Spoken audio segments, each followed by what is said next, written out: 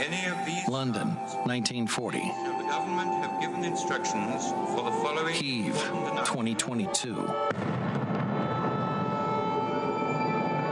Fear, pain, despair, anger. Russia's relentless bombings will not stop us. We defend democracy and all our values against Russia's attacks.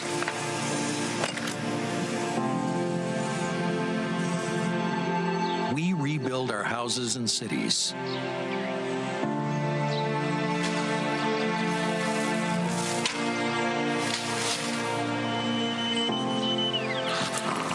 We clear landmines and sow life.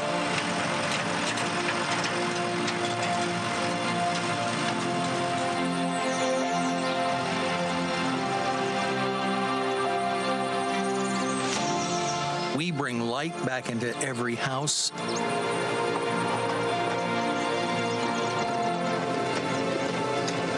and build new bridges.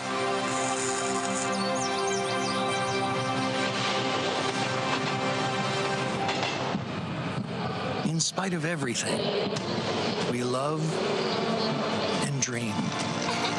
We fight, we transform, and work for Ukraine. We are rebuilding better and greener, using the best of Ukrainian and global innovation. And every day, we look to our future with pride and confidence. United in defense, united in recovery. We build Ukraine.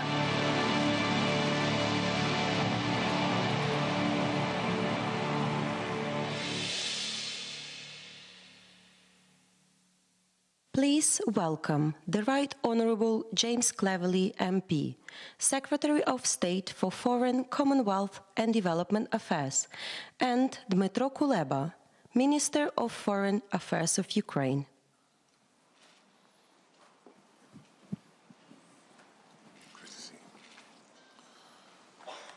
Ladies and gentlemen, welcome. There are over 1,000 public and private sector decision makers here, governments representing 61 states, 33 international organizations, over 400 businesses and 130 civil society organizations.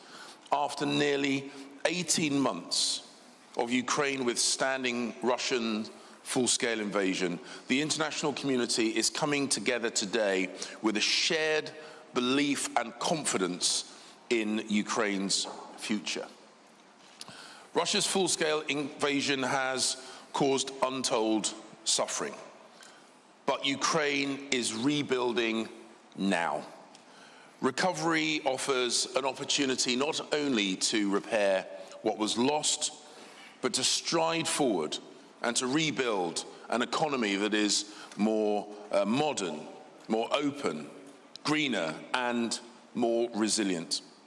When I visited Kyiv recently, I could see the construction equipment, the JCBs, already visible everywhere.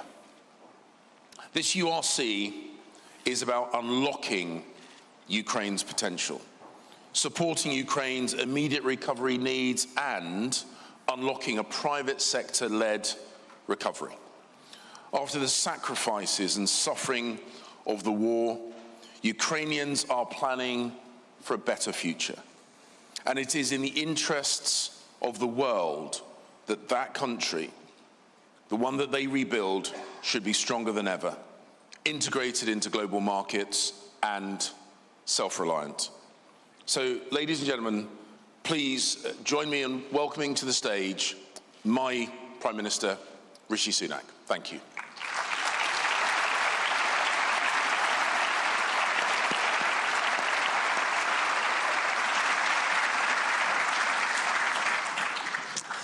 Good morning and welcome to the Ukraine Recovery Conference. Now, before this terrible war, Ukraine's economy was becoming a huge investment opportunity. It was the breadbasket of Europe, exporting millions of tons of food and grain each month. a top 5 exporter of iron ore and steel, a leader in energy, pushing forward renewables, hydrogen and electric vehicles, and a startup nation, which helped spark names like PayPal, WhatsApp and Revolut, with a thriving tech sector which actually had a record year in 2022. Because the truth is, that opportunity is still there today. In fact, the war has only proved how much Ukraine has to offer. When I visited Kyiv last November, I saw this for myself. I saw Ukraine's incredible spirit. A spirit, yes, of strength and defiance, but also of ingenuity and innovation. In a converted office block, I met tech experts, civilian and military, who were working together to find new ways to bolster the country's defenses. They were networking mobile phones so that people across Ukraine could download an app which would allow their phone to pick up the sound of the Shahed drones and feed back the location so that Ukrainian air defense could track them and shoot them down. During the winter, Russia tried to destroy Ukraine's energy grid. By February, over 40% of power generation was down. But now, because of that incredible ingenuity and defiance, Ukraine has got the grid back online, and they're even able to start exporting electricity back to Europe. As we've seen in Bakhmut and Mariupol, what Russia cannot take, it will seek to destroy. They want to do the same to Ukraine's economy. And the scale of the challenge is real. The war brought a 29% fall in Ukraine's GDP last year. But just look at the streets of Kyiv. Despite the threat of attack, people are getting on with their lives and getting on with business. President Zelensky's government is determined to drive reforms to become more open, more transparent, and ready for investment. This is a vibrant, dynamic, creative European country that refuses to be subdued. So together with our allies, we will maintain our support for Ukraine's defense and for the counter-offensive. We will stand with Ukraine for as long as it takes for them to continue and to win this war. We'll also stand with them as they win the peace and harness all of that ingenuity and defiance to build the future that they deserve. The question for us today is, what can we do to support this, to fast-track recovery and help Ukraine unleash its potential? It's clear Russia must pay for the destruction that they've inflicted. So we're working with allies to explore lawful routes to use Russian assets. And on Monday, we published new legislation to allow us to keep sanctions in place until Russia pays up. But beyond that, we must bring to bear a partnership of governments, international financial institutions, and business leaders, all of us here today, to make this happen. The British government will continue to play its full part, and I'm proud that today we're announcing a multi-year commitment to support Ukraine's economy. Over 3 years, we will provide loan guarantees worth $3 billion. We're also launching a new UK-Ukraine tech bridge to foster investment and talent, along with support for green energy and more, all part of a vast collective effort from allies and partners around the world, including significant new support from the EU, which is also being announced this week. Financial institutions are playing their part. The IMF is putting $15 billion into Ukraine over the next 4 years as part of a $115 billion commitment by the G7 and its partners. And institutions like the EBRD are providing seed capital to support private sector-led growth. Because above all, we must build a platform for business. Only they can truly crowd in the innovation and investment that Ukraine needs. And that's why we're launching the Ukraine Business Compact, for the private sector to pledge their support for Ukraine's recovery and reconstruction. And I am delighted to announce today that over 400 businesses from 38 countries with a combined market cap of $4.9 trillion have now signed up. Now, the City of London has a huge amount to offer, in their deep and liquid capital markets and world-class finance expertise. So there is no better place to announce today the new London Conference Framework for War Risk Insurance. This is a huge step forward towards helping insurers to underwrite investments into Ukraine, removing one of the biggest barriers and giving investors the confidence they need to act. With this and everything that we do here, we are sending a message that our support on the battlefield and beyond cannot be outlasted, and that Ukraine's incredible spirit will prevail. Now, in a moment, I'll hand over to my friend, President Zelensky. But first, I'd just like to share something that I heard recently. It's about a Ukrainian soldier fighting to defend Bakhmut. He was stationed in an empty house, not far from the front line, surrounded by the destruction of war. When he could snatch a moment of free time, he used it to plant seeds. He was trying to create a plot of vegetables, hoping that by the time the homeowners returned, they would have begun to grow. What a profound expression of hope.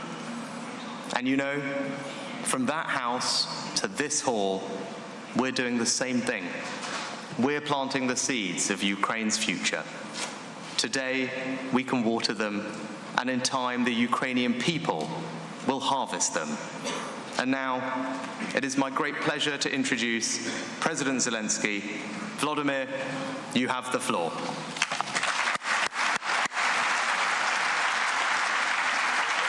Thank you so much. Thank you. Happy to see you, Rishi. Mr. Prime Minister, thank you for your kind words about Ukraine, about our soldiers. And thanks for your leadership and support the UK provides to Ukraine. Thank you that we are really united in defending freedom. Dear leaders of politics, business, and public opinion, dear presidents, prime ministers, ministers, secretaries, CEOs, and heads of international organizations, and of course, dear journalists.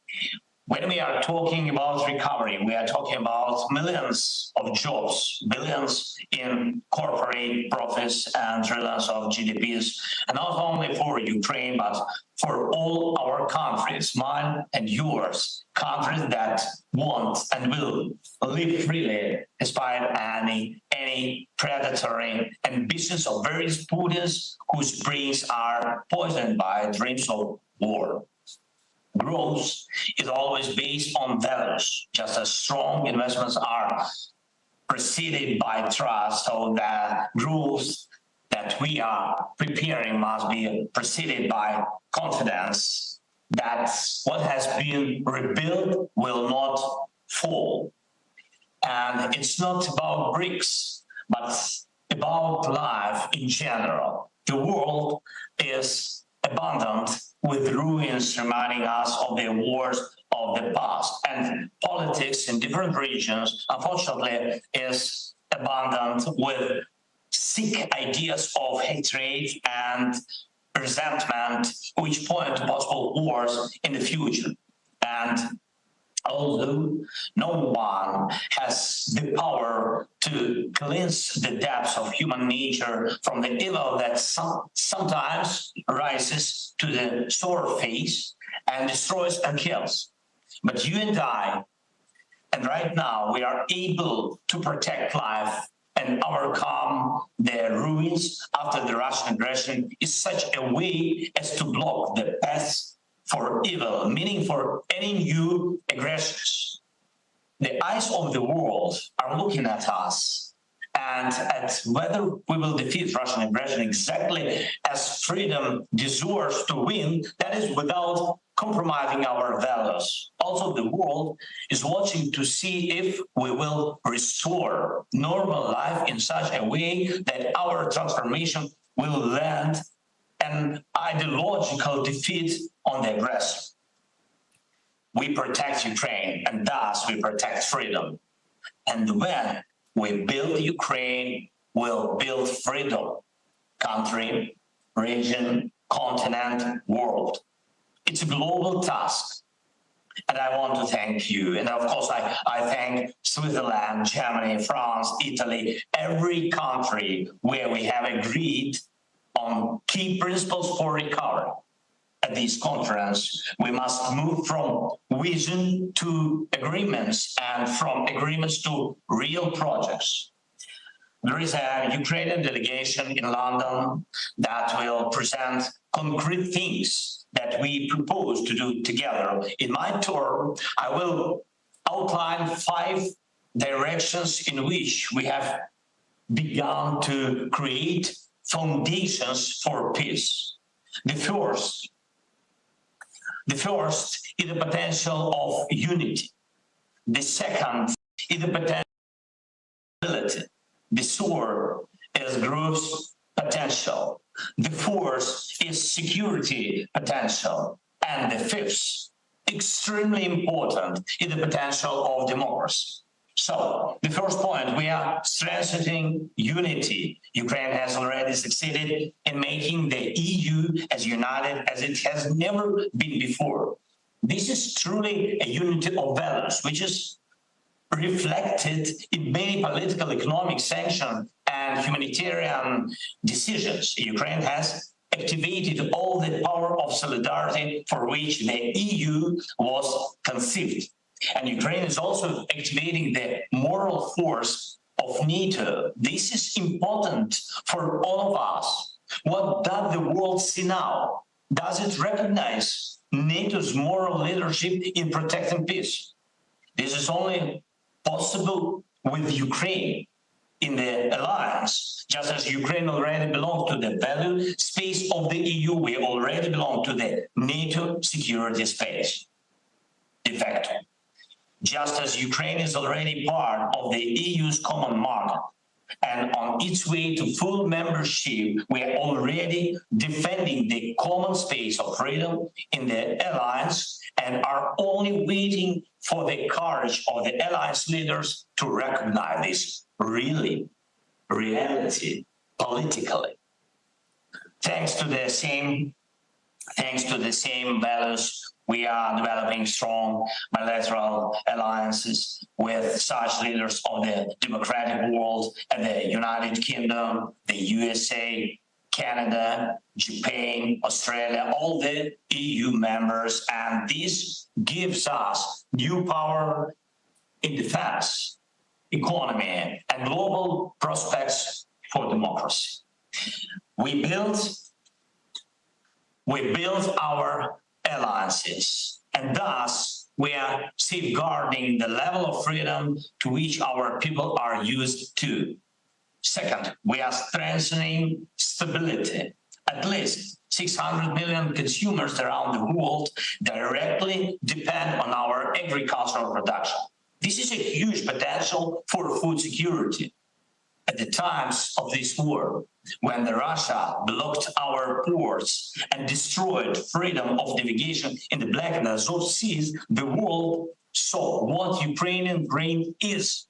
Without it, there is the threat of price rises and social collapse in different countries. We have now partially restored the movement of our agricultural products by sea through 2 export initiatives. And this is stability for a huge social and economic space, from Morocco to Somalia, from China to Lebanon, from Turkey to India, from Spain to Pakistan. Different aspects, different influences, but always a contribution to stability. Another similar area in the energy sector, and I believe that there is no alternative to the green transformation of the economy. And Russian aggression has proven that green transformation is one of the key foundations of security. Each strike on our energy facilities and each manifestation of Russian blackmail with the energy crisis ends the area of fossil fuel dominance and all energy habits, when entire regions could depend on a single supplier, such as Russia.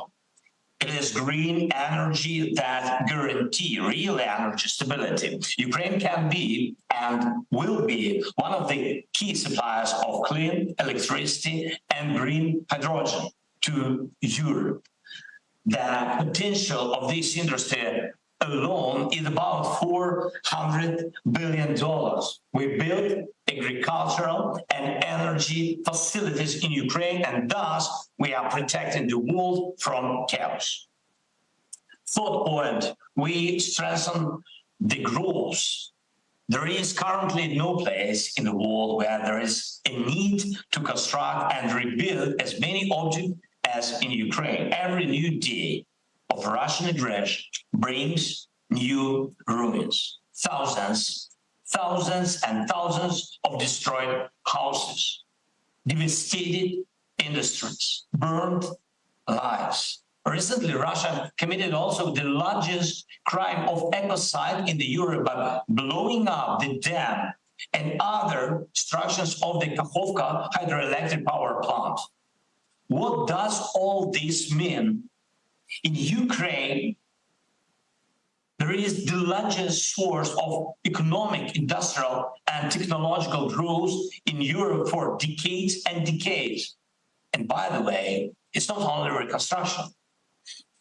For example, the green transformation of energy logically stimulates the development of industries such as green metallurgy and green fertilizers. Thanks to its natural resources and industrial traditions, Ukraine can become one of the key global centers of green metallurgy. In addition, we have significant resource of critical resources for the modern economy, such as lithium. So by building with Ukraine and in Ukraine, we fend off our countries and our countries' companies from recessions. Fourth point, we strengthening security.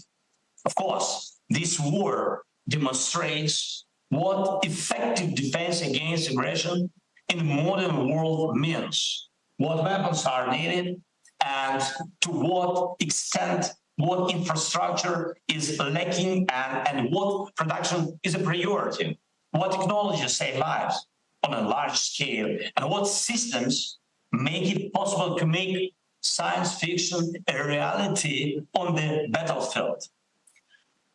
From the production of combat drones to conventional artillery, from a near shield that covers an entire country or even a region to shelters in every school, from infrastructure that is built so that it cannot be destroyed by the Iranian Shaheeds, to cyberspace that remains resilient even in the face of constant cyber attacks. We are doing all this in Ukraine. And we need the experience of our partners in all of this.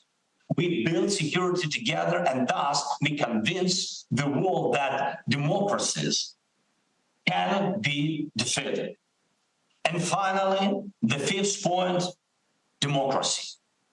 Russia invaded Ukraine not only to steal our land, resources, and people. It's obvious that without Ukraine, there can be no Russian empire. And it is equally obvious that Russian bosses are very, very afraid of our democracy. Yes, why? Because democracy paves the way for the rule of law, getting rid of corruption, and to the key principle of our countries, every person matters. It's very important. And of course, democracy is in the nature of Ukrainians, and we will strengthen it anyway, no matter what they think or do in Russia. But we all have to realize that the more democracy we have, the greater is strengthened in our entire region. The more rule of law we have, the more law will work here on the eastern flank of Europe. And the more transparent Ukraine is, the uglier any corruption model will look in Russia. Even Russia's full-scale aggression has not stopped our internal reforms. Ukraine will be associated with a fair court, just as it is now associated with courage. Step by step, yes, step by step, we will get there. Thanks to digital transformation, we will show the world how the state can function effectively without any contact between an official and a citizen or a company. All public services can and will be transferred online, from business registration or social assistance to any other public service. And we are already exporting our digitalization to other regions, other countries. We have started such cooperation with Estonia, and we'll continue with Colombia and Zambia. And I'm sure that this is just the beginning.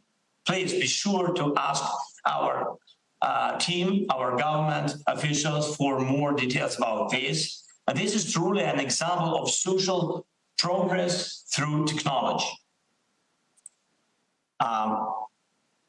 Even before February 24th, we started dismantling the old oligarch model of economic relations from the post-Soviet period.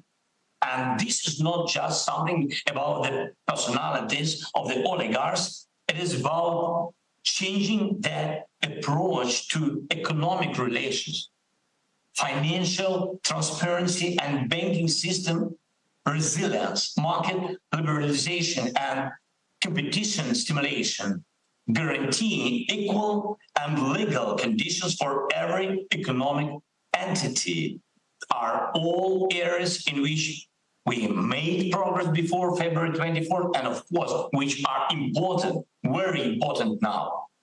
We build institutions and continue reforms in Ukraine, and thus we are defending democracy and preserving it as a hope for all, at least in our region, that democracy will prevail. Dear ladies and gentlemen, by building Ukraine, we are building much more than one country.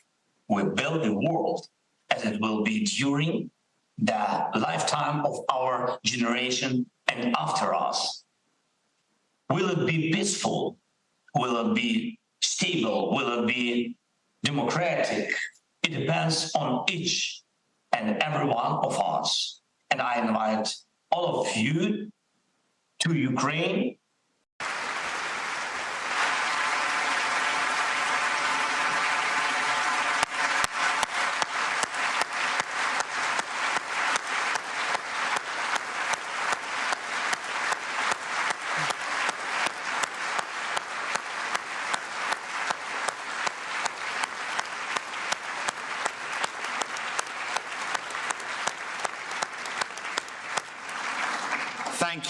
Thank you, Vladimir, not least for providing options for my summer holiday in a couple of months. But I know I speak for everyone here when I say we are with you. It's not just morally right that Ukraine wins this fight for freedom and democracy, but it's in everyone's interest that you do so as well, and that your economy truly thrives. And we are going to help make that a reality. So thank you again. Thank you to everyone who's here today for your support. I know this is going to be a fantastic conference because we are going to make a difference. We are going to make it count. And now it is my enormous pleasure to introduce someone who has shown tremendous leadership on this issue from the very start, the President of the EU Commission, my friend, Ursula von der Leyen.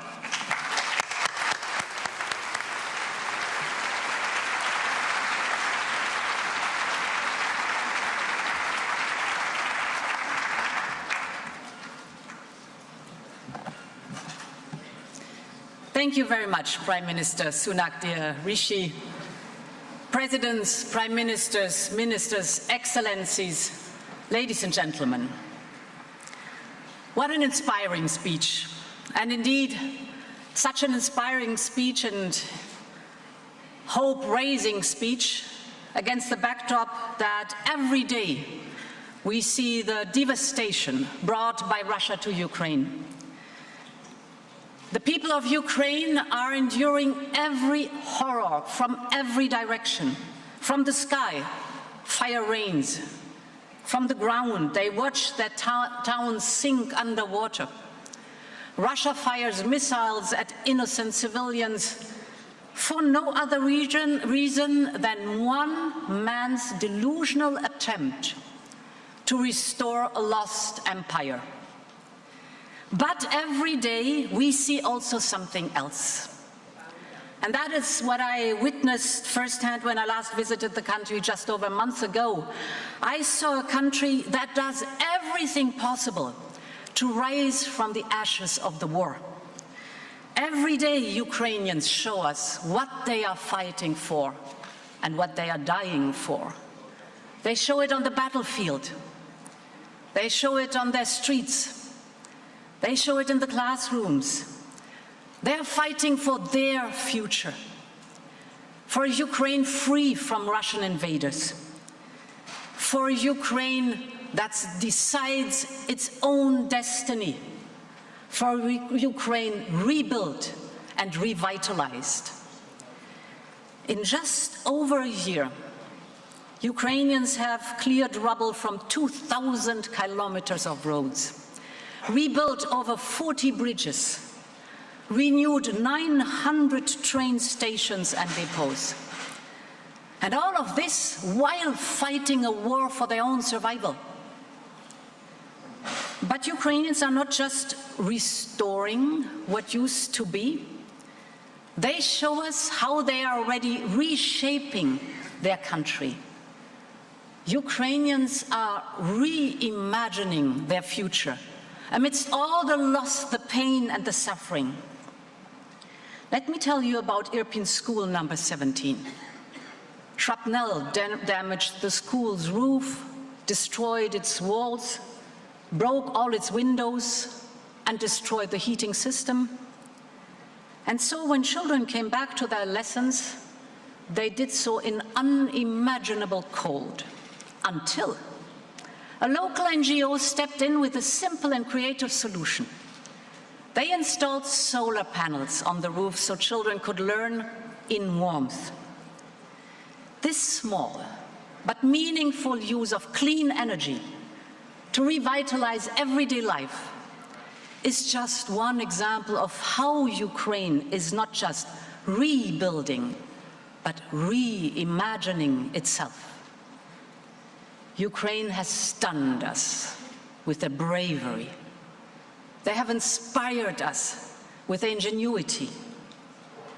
And they have awed us with the way they are transforming their country in pursuit of their dream. And dear friends, it is this dream of a cleaner, greener, more modern Ukraine that will be the lasting legacy of this atrocious war.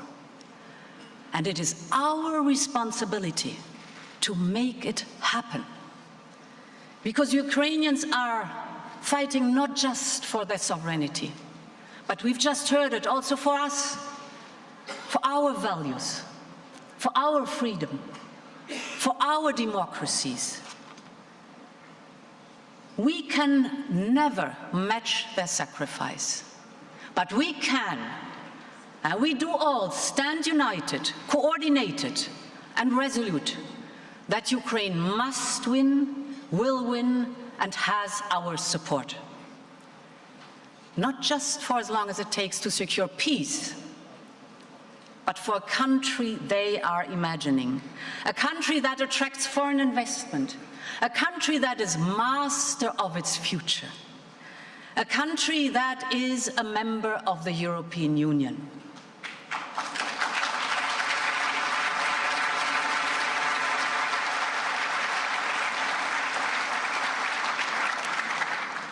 Together, we will support Ukraine not as individual nations, but as a coordinated community organized under an innovative platform.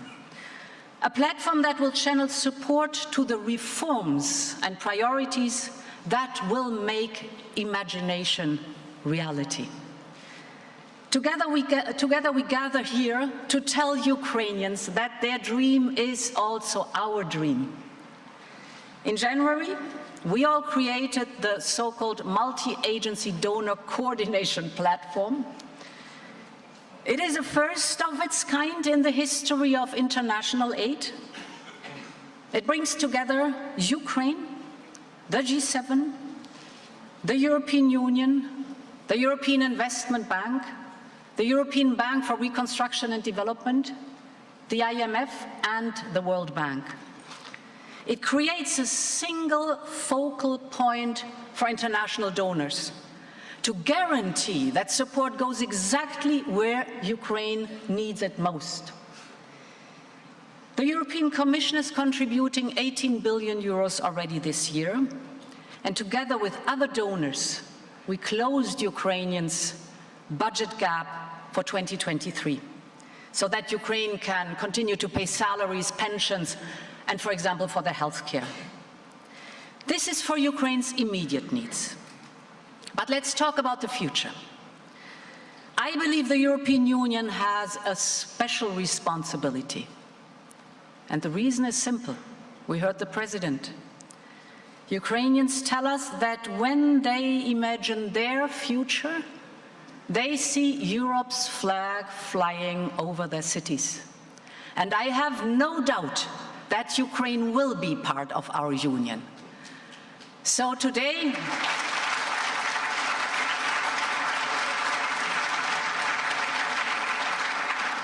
I want to announce two new steps. The first is about Ukraine's reforms and its path towards EU membership.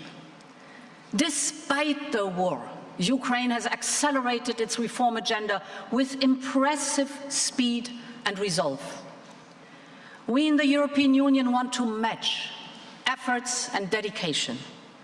And this is why today the European Commission presents a new oral update on the progress Ukraine made on judicial reform, on anti-corruption, on new laws for media freedom and international minorities, for example. With these reforms, Ukraine also sends a powerful message to private investors. They will get the transparency, the fairness, and the functioning institutions they need to invest in Ukraine. And this is especially important because we need the private sector to step into. Because it is you, the private sector, with your invaluable expertise and your financial firepower that will help Ukraine realize its dreams. You're here today at this conference, and we really need you, and we know we can rely on you. And that brings me to my last point. We want to match Ukrainian reforms with European investments. For every step Ukraine takes towards us, the European Union must take a step towards Ukraine. Yesterday, the European Commission proposed to create a new facility for Ukraine within the budget of the European Union. It will ensure constant financial support till 2027. The facility will be financed in three ways: with grants from the European budget, with loans raised on capital markets, and eventually with proceeds from the immobilized Russian assets. We will come with a proposal for these assets before the summer break because the perpetrator has to be held accountable.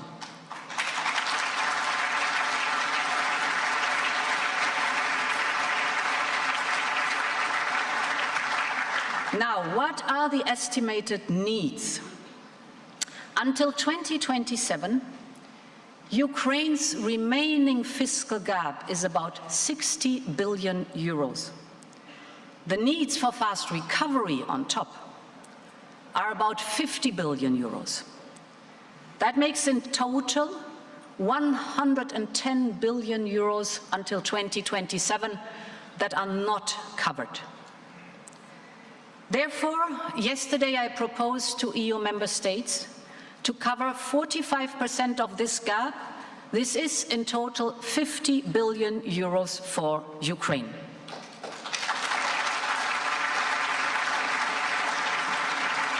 And we will work with Ukraine on a corresponding plan, and we heard the first outlines of the plan, and more details will come today, for investments and reform.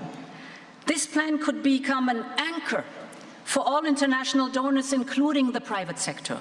You need predictability, you need clarity, you need transparency. This will help our coordination and will maximize our impact. And this is what I mean when we say we are with Ukraine for as long as it takes.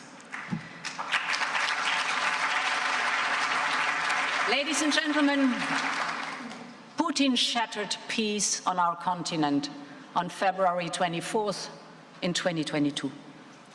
But he triggered also Ukraine's journey towards its dream. And it's our job and our duty to the Ukrainians who've paid the ultimate sacrifice that we ensure that this reimagined future becomes reality. Brick by brick, house by house, school by school. Together we are by Ukraine's side for the long haul. Slava Ukraine.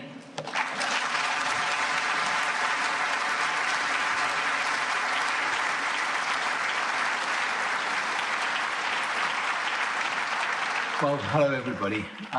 As you all know, nearly 16 months ago, Russian troops launched a brutal invasion that has brought terror, bloodshed and anguish to Ukraine and to its people.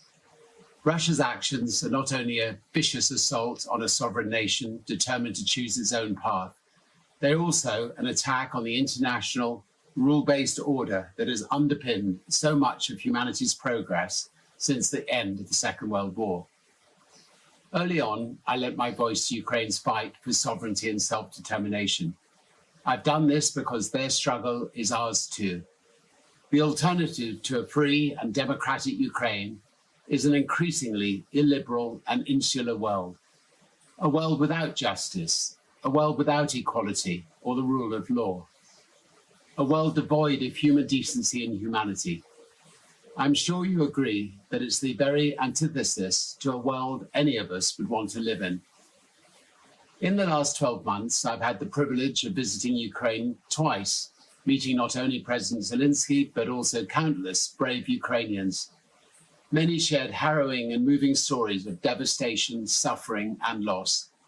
And yet, I've also learned so much about Ukrainians' courage and resilience, and the unbreakable spirit at the heart of their fight for survival.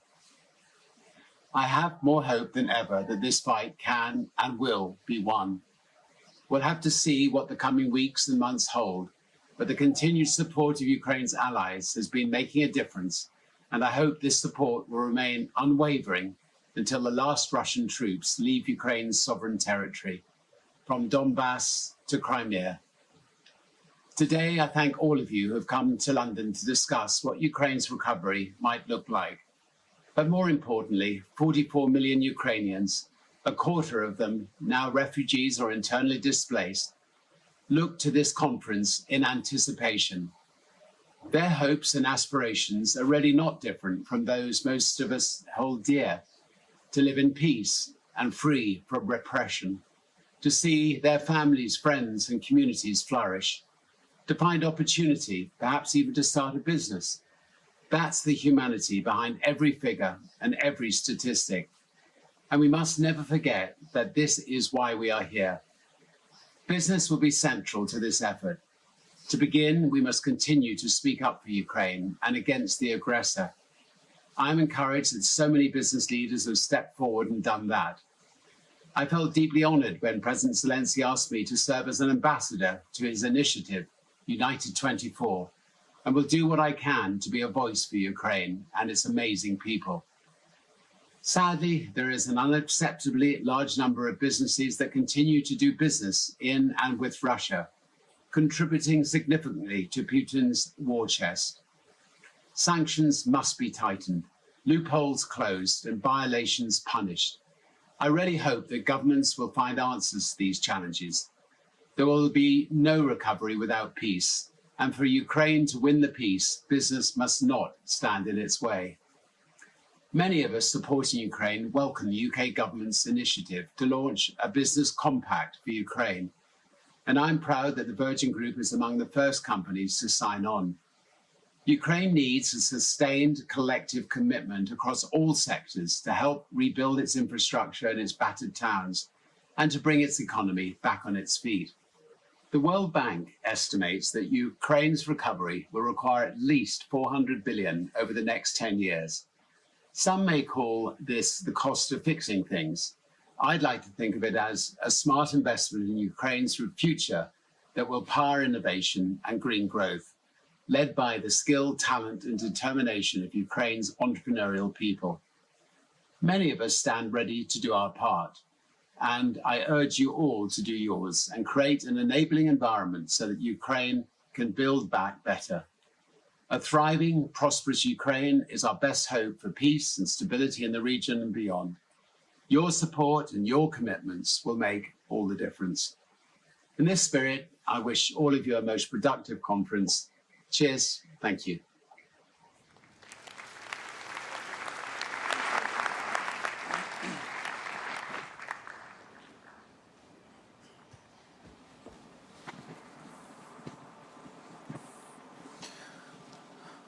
I think if he did raise a glass of whiskey, it would be even a stronger message. But Richard is a good friend of Ukraine. He has been to Kyiv many times. As our brave soldiers are on the counteroffensive against Russian army in Ukraine, we are launching a counteroffensive against destruction caused by the Russian army in Ukraine. And I would like to thank all of you for gathering here. We're not starting from scratch. As President Zelensky said, time has come to move from visions to agreements. And this is why we attach great importance specifically to this event in London. And as we are about to begin the part of the conference led by my colleagues and friends, foreign ministers, I would like to thank all of them personally and their governments they represent for their leadership, commitment, and true friendship in helping Ukraine mitigate the consequences of the disaster caused by the Russian aggression and damage inflicted, not only on us, but on Europe as a whole and Euro-Atlantic space as a whole. Thank you, and we're looking forward to very productive discussions here in London.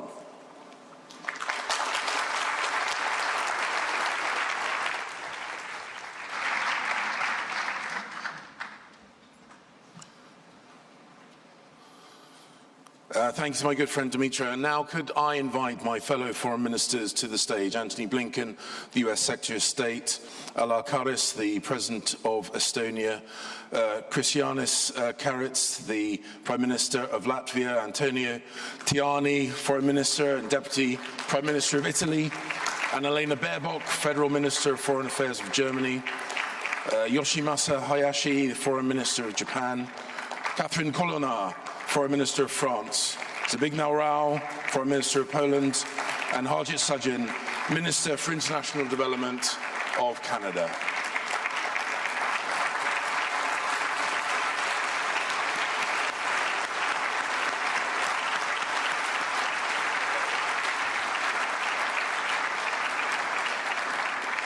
And can I invite first to speak Antony Blinken, US Secretary of State. Thank you. Thank you. Good morning, everyone. Prime Minister Sunak, Prime Minister Schmel, thank you for bringing us together and bringing together such a broad and diverse coalition of governments, businesses, international financial institutions, civil society groups, all dedicated to Ukraine's recovery. As President Biden has said since Russia launched its full-scale invasion of Ukraine, the United States will stand with Ukraine for as long as it takes. And that includes being by Ukraine's side as it recovers from this catastrophic Russian aggression. It's easy sometimes to be a little numbed by what is going on day in, day out in Ukraine. We see the images flash by on our TV screens. We talk about the numbers. And sometimes what gets lost is the day in, day out human devastation that Russia is inflicting on Ukraine. And I think it's so important that even as we gather here today to talk in detail about what all of us are doing together with Ukraine to help it recover, we never lose sight of that human dimension, because at the end of the day, that's what it's all about.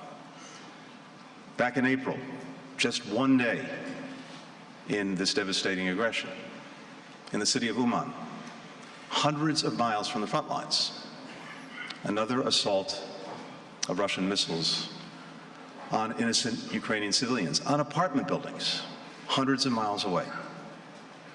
In one of those buildings, before dawn, a Russian missile struck. The father, Dmitro, in his apartment, raced to his children's room. He opened the door to the room to try to see how his children, Kirilo, 17, and Sophia, 11, were doing. He opened the door to the room. It wasn't there anymore. His children were gone. 2 of the 6 children killed that one day in April, as a result of this ongoing aggression against Ukraine. 2 of thousands killed through the course of this war. 2 lives interrupted. 2 stories stopped. That's what this is about every day. But as Russia continues to destroy, we are here to help Ukraine rebuild. Rebuild lives, rebuild its country, rebuild its future. Recovery is about more than just ensuring people have what they need to survive: food to eat, water to drink, medicine to take, heat in the winter, electricity in all seasons. Recovery is about laying the foundation for Ukraine to thrive as a secure, independent country, fully integrated with Europe, connected to markets around the world. A democracy rooted in the rule of law, a place where all Ukrainians have dignity, human rights, the opportunity to reach their full potential. Every investment that we make in Ukraine's recovery is aimed at bringing Ukrainians closer to that reality. And today, I'm announcing that with the support of the United States Congress, we will provide more than $1.3 billion in additional aid to help Ukraine toward that goal.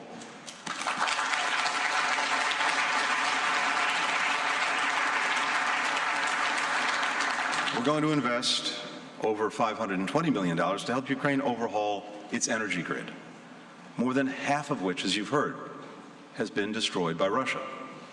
And in so doing, make it cleaner, make it more resilient, make it more integrated with Europe. And we'll support Ukraine's energy market reforms to combat monopolies and to spur more private investment, which will enable Ukraine one day to become a major energy exporter. This support will complement the work that's already being done by the G7 Plus Coordination Group, which we launched last October and have co-led ever since, first with Germany, now with Japan. That group has grown to include 18 countries and several multilateral institutions. Together, we've allocated billions of dollars to help repair and rebuild Ukraine's energy sector. We've sent more than 5 million power generators to Ukraine, transformers, cables, pipes, circuit breakers, other pieces of energy equipment.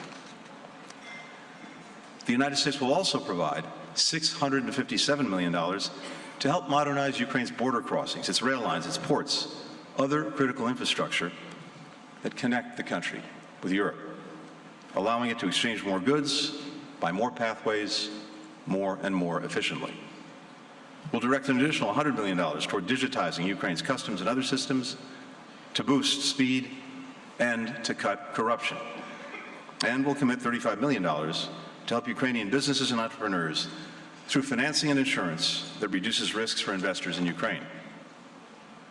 This new support that I'm announcing today comes on top of more than $20 billion that the United States has provided in economic and development assistance to Ukraine's workers, its businesses, its public services, to help them endure the 16 months of punishing conflict with unwavering bipartisan support from our Congress.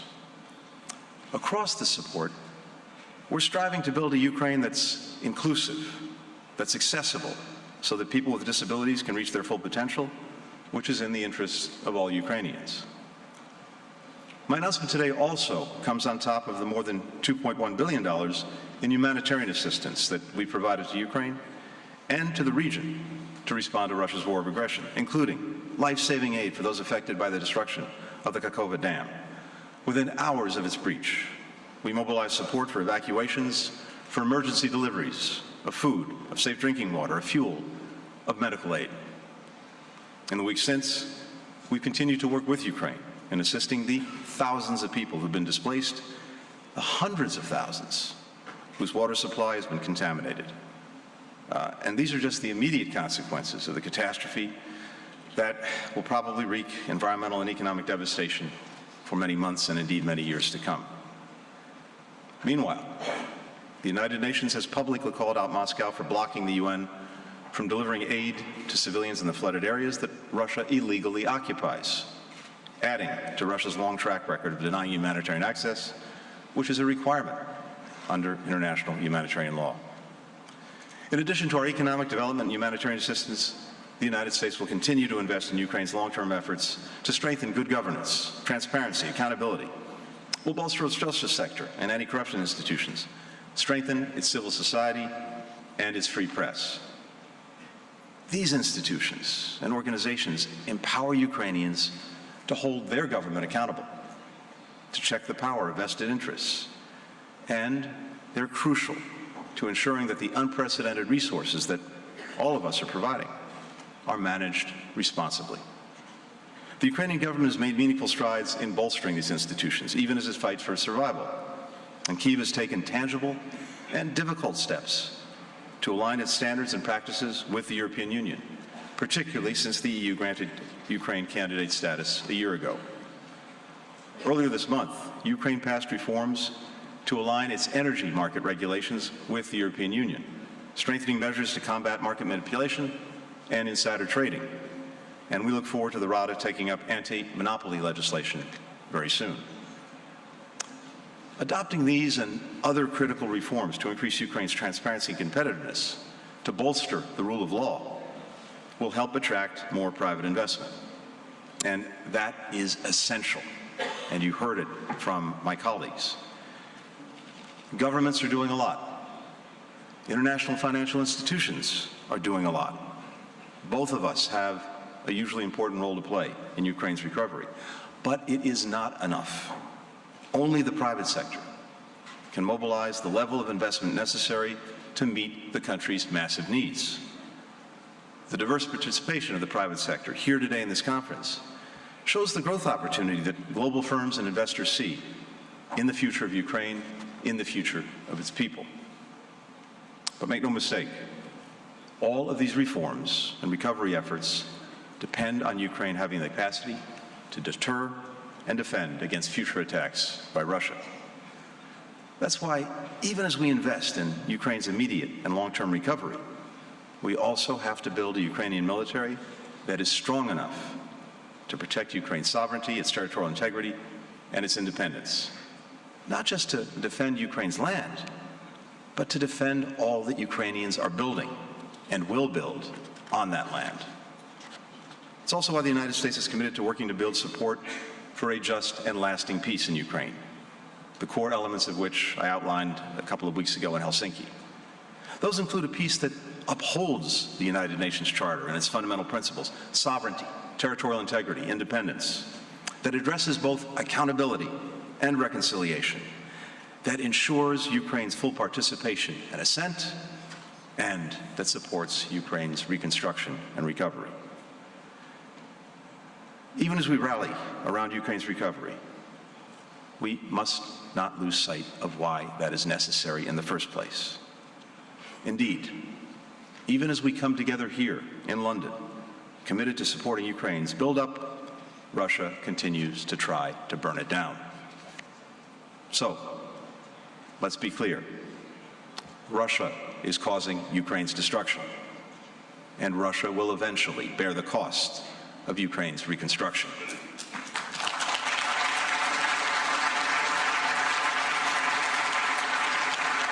Until that time, we will continue to stand with the people of Ukraine as they make the greatest sacrifices to defend, to rebuild, to reimagine their country.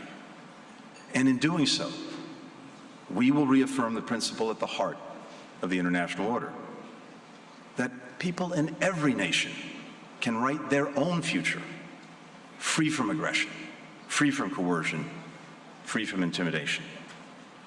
That is a recovery well worth our robust and enduring support. Thank you very much.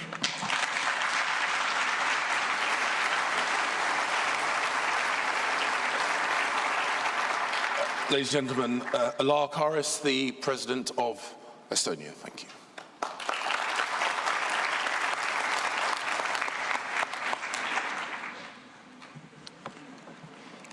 Excellencies, ministers, ladies and gentlemen, dear friends.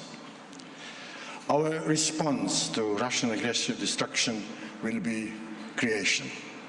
We will help to rebuild and create a new, innovative, sustainable and digital Ukraine. We will not wait until the war is over. In fact, we already started. I am pleased to note that on the 2nd of June, the first Estonian reconstruction project was completed, a kindergarten in the city of Otros in Zhytomyr Oblast. This perfect example of public-private partnership brought happiness to many kids and their parents, but also to us. It is a gratifying feeling to do the good deeds. As we continue with other projects, let me show that reconstruction is not only needed, but as we saw in Otros, it is already possible. I urge everyone to start now with smart efforts and not restore the old, but build future-proof Ukraine that can inspire us all. Estonia has worked with Ukraine for years to support public sector reforms and help increase its resilience. We redoubled our efforts in 2014 when Russian aggression started, and again before the start of a large-scale war in 2022. Estonian private sector has been instrumental in our cooperation, be it developing Trembita, the backbone of the digital government of Ukraine, that has helped the country continue offering public services even during the war. Or the latest example, the kindergarten. It was realized by the Estonian Wooden House cluster and its member Hermet, together with Eurocon, the Ukrainian subsidiary of the main contractor Nordecon. Estonian construction companies have a high motivation to offer European construction standards and reliable partnership in the next stage of the reconstruction of Ukraine. I recently returned from a visit to Ukraine with a business delegation and witnessed a great interest to work with and invest in Ukraine. Estonia has reacted fast to all critical needs of the Ukrainian people. It includes cash-based support, generators, buses, and equipment of humanitarian demining. The recent example is sending necessary equipment, rubber boots, water pumps, etc., to the region after the explosion of Kakhovka Dam another disastrous exercise caused by Russian invasion. Ukraine has the potential to become one of the most successful economies in Europe. I saw this in my recent visit to Ukraine while meeting with students, scientists, officials from anti-corruption agency. There is enormous enthusiasm and willingness to bring on the long-awaited change. It is important to provide a comprehensive policy framework as well as funding support for skilled and educated Ukrainians, which will allow them to return to Ukraine one day. For this, investment and attention to recovery are needed. It will also support Ukraine on its way to joining EU and NATO. Membership of these organizations is essential to achieve our common goal of creating a peaceful Europe and protecting the sustainability of our investments. The scale of the challenge at hand is almost unimaginable. We need a common approach to make the best use of our resources. This can be done by involving all partners, big and small, public and private, and leveraging the long-term experience from the region. Ladies and gentlemen, our companies continue to operate in Ukraine. Some never stopped the production and kept all personnel employed. Like PRT Group, which is currently investing into a new strategic project to ensure the stability of supply of vital gases in Ukraine. I would also like to mention Nortal, the Estonian company bought the Ukrainian IT company Scalia just a few months after the war started and employs today 350 Ukrainian employees in its offices in Kiev and Lviv. According to Nortal, the decision was made in Ukraine's favor because of a qualified workforce and high level of digitalization. Ukrainian IT sector has shown great growth even during the war. In the defense industry, the third system and military robotics have done successful cooperation and are supplying high-level drones and unmanned ground vehicles configured to transport the wounded and equipment.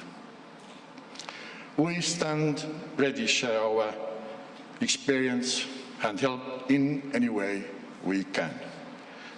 And we remain committed to our proposal to organize Ukraine Reconstruction Conference. Thank you very much. Slava Ukraini.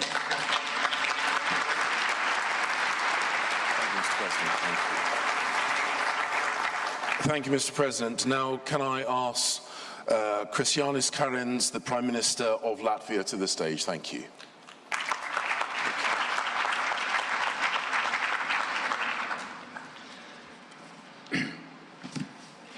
Excellencies, ladies, gentlemen, friends, I'll just try to say a few words. So many good speeches, I can only agree with everything.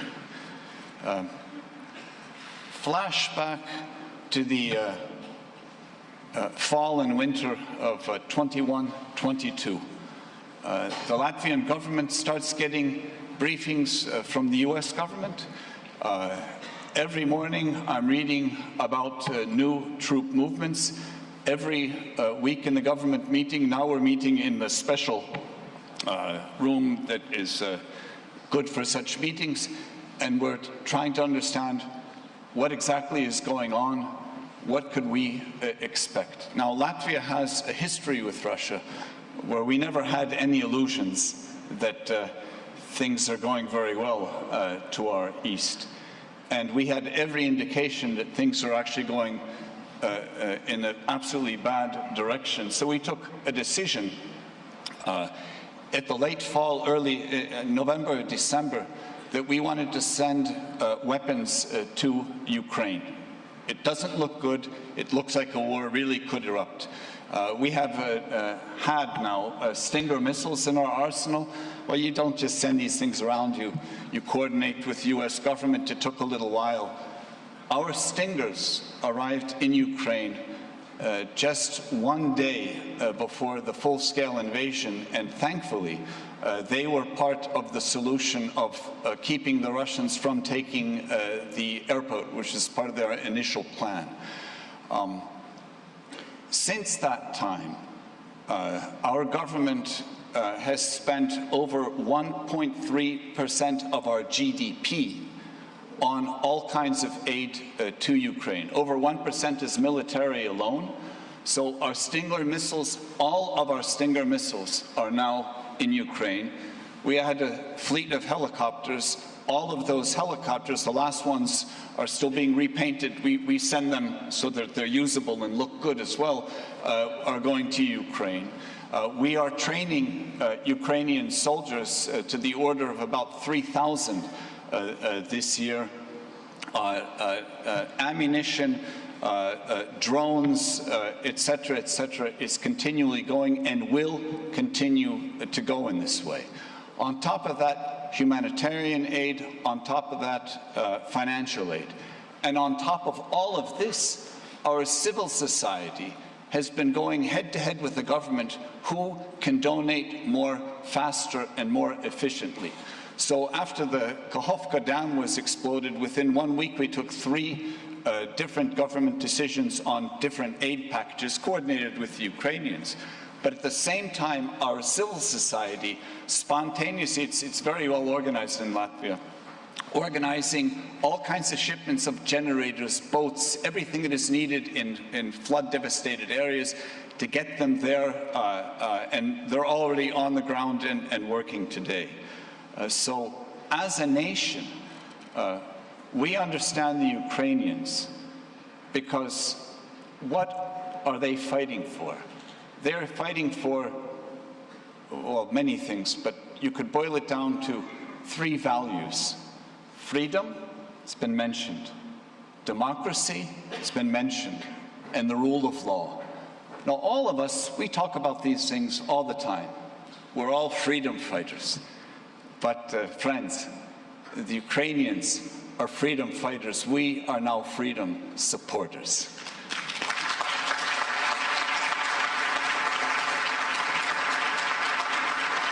And what we need to do is to persevere. And my message to you is simple.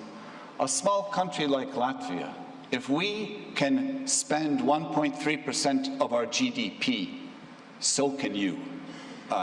We're not the wealthiest of nations, but it can be done. And as a politician, I can say, actually, it's good for politics as well. So the more you give aid, the higher your ratings go. I can assure that to everyone around the room. Now, we're speaking about reconstruction today. Latvia is committed to the Chernihiv region. This is also in working together with the Ukrainian government. Very specific needs, very specific projects that we're working on. And what we're also seeing in Latvia, interestingly, that business trade between Latvia and Ukraine is up over 60% this year. In the middle of a war, 60% increase. And why is that? It's because on top of all of the aid, more and more companies are realizing they have an important role to play, not only in donating, but in helping to create. So also today there are companies from the energy sector, from the language technology sector, from other sectors in Latvia present here today, looking for these opportunities. And if we can mobilize not only public funds, but the private funds, that is one incredible opportunity for everyone, for the Ukrainians, but for all of Europe. Now, and what is the sort of the end game, the outcome? How will it all end? Well, there are a number of steps. So first and basic, Ukraine will win the war, and Ukrainian territory will be liberated of the Russian aggressor everywhere. That is point one. That needs our continued, especially military support. Step two we have to help Ukraine in the integration process. Ursula, I don't see her right now, Ursula von der Leyen said very correctly, Ukraine's place will be in the European Union, no doubt about that, and we will become stronger because of your joining us. But I think it's also important to state that at the end of the day, if we want a long-standing peace in Europe, the only way to really assure that is Ukraine's also full integration into the NATO military alliance. Another important aspect, it has been mentioned, it needs to be stressed, that the perpetrator must pay. The Russians are destroying Ukraine. We have frozen billions, probably trillions of their assets. A way must be found to mobilize these assets to help offset the cost of the reconstruction.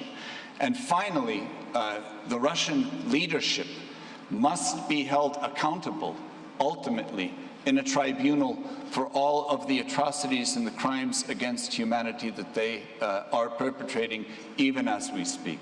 So, united, we will stand with and behind Ukraine, and in the end, we will prevail. Slava Ukraini. Very good.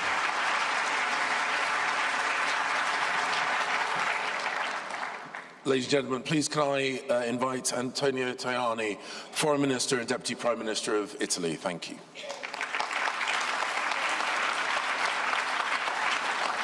Thank you. Mr. Prime Minister, dear colleagues, James, thank you very much for organizing and hosting this very important event. The Ukraine Recovery Conference is, first of all, a political meeting, because today we are sending a very clear political message to everybody, first of all to Russia. We are united, Europeans, Americans, many countries, many governments, many states, many entrepreneurs, public and private sector, united in defense of the international law. This is the clear and important message for today. We are in defense of the rules, not only in defense of the independence of Ukraine, because the independence of Ukraine is freedom, is peace, is justice, is international law. For this we are strongly engaged today. And of course, it's impossible to achieve peace without justice. We want peace, but peace without justice is not peace. Justice is the freedom of Ukraine. And if you want to pave the way for a better future for your country, Mr. Prime Minister, if we want to pave the way for a full membership of Ukraine in the European Union, if we want to pave the way for your full membership in the NATO in the next years, we need to work for the reconstruction. We need to work all together. My country, my government, the Italian government is strongly engaged in this strategy. We want to be protagonists for helping you, in defense of the freedom, because your freedom is our freedom. As you know, dear Prime Minister, just a few weeks ago, we were with you, with your government, in Rome, in the presence more or less 1,000 Italian and Ukrainian companies to discuss the reconstruction of your country. For Italy, the bilateral reconstruction conference in Rome was the start of the process in which Italy, together with the European Union and the international community, is committed to providing Ukraine with a strong military, humanitarian, financial and economic assistance. Italy will keep playing a central role with the G7 presidency next year, and then by hosting this Ukraine Recovery Conference in 2025.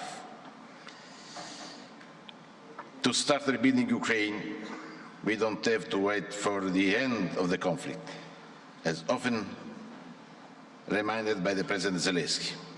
There are many things that we can do together. First of all, the Russian attempt to exploit the winter to bring the civilian population to its knees. We must work now to restore what has been destroyed by the end of the summer, starting with the energy infrastructure, of which Italy is committed with public funds and its national companies. Secondly, we can immediately remove the mines, as in the field, and rebuild bridges, roads, houses, schools and hospitals. This is crucial for a better life of the Ukrainians. Italy is committed to bridging the resource gap for early recovery highlighted by the World Bank's assessment last March. Resources announced by the Conference of the Reconstruction in Rome amounting to 200 million euro will be used in this direction, in particular to support energy security and critical infrastructures. Our know-how is ready for you, is ready for Ukraine. Italy is an industrial country. 4,000 small and medium-sized companies. This is the heart of our economy. Our know-how is very important. The made in Italy is very important, and we want to export to Ukraine our made in Italy. It's important to work in the respect of the rules of the multilateral development banks, but this is crucial to do it. For the reconstruction to be successful, the contribution of the private investment is very important. We need your help. We need your involvement in this political strategy. The freedom, the free market is crucial for growth, is crucial for everybody, is crucial for our companies. Ukraine will be part of our internal market, of the European internal market. And to be present now is also to be present in the future, to be friends as Europeans, all together. And we want Ukraine full members, as I said, of the European Union, but also the Western Balkans countries candidate. We want to work all together. Of course, Ukraine is a country equipped with resources, space and talent, and offers great investment opportunity. This is the message we must convey to the business world. In this spirit, dear Prime Minister, I have appointed a new special envoy, the last ambassador to Kiev. That will be the Italian focal point for the reconstruction process. This is a clear message. We are strongly engaged. We want to work more. We want to work with our friends. We want our companies are ready to invest in Ukraine. It is also essential that the reform path undertaken by the country continues in the future. The reconstruction process is indeed closely linked to the accession process to the European Union, as I said. Italy has immediately supported Kyiv European aspiration and will continue to work in this direction when we will decide to start the negotiation later this year.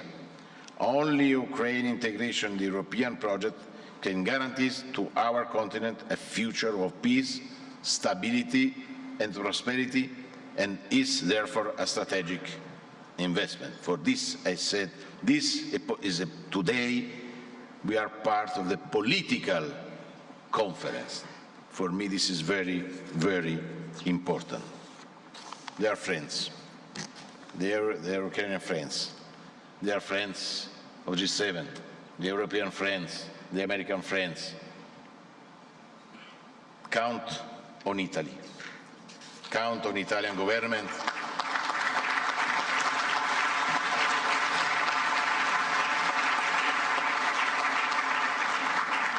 Prime Minister, we are close to you in defense of freedom, democracy, peace, international law.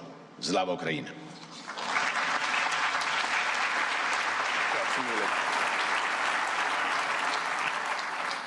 Thank you, Antonio. And can I now invite Annalena Baerbock, German Federal Minister for Foreign Affairs. Thank you.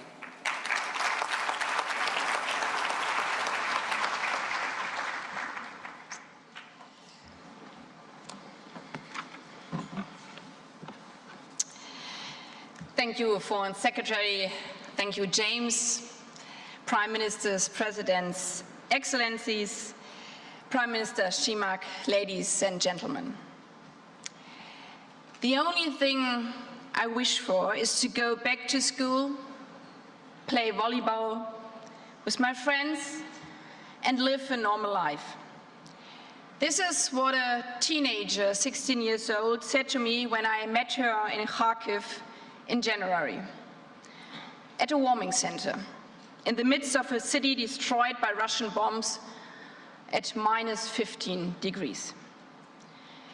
She told me how counting to 45 had become part of her daily life since the start of the Russian war of aggression. Because it takes 45 seconds for Russian missiles to hit Kharkiv after you hear the sirens. 45 seconds, if you're lucky, is enough to get your little brother or your grandmother to safety. But 45 seconds, that is not enough for a normal life. 45 seconds is not enough to go to school. 45 seconds is not enough to play volleyball. I believe that today's conference is about these teenagers in Kharkiv, the boys and girls and their generation. It is about supporting Ukraine to build a future in which all of Ukrainians will again live in freedom, security, and peace. From the moment Russia began its ruthless war of aggression on the 24th of February last year, all of us in this room have stood resolutely by the side of Ukraine, by the Ukrainians' right to defend themselves. This commitment does not stop here. For the German government, like all the other governments, this commitment stands for as long as it takes. We counter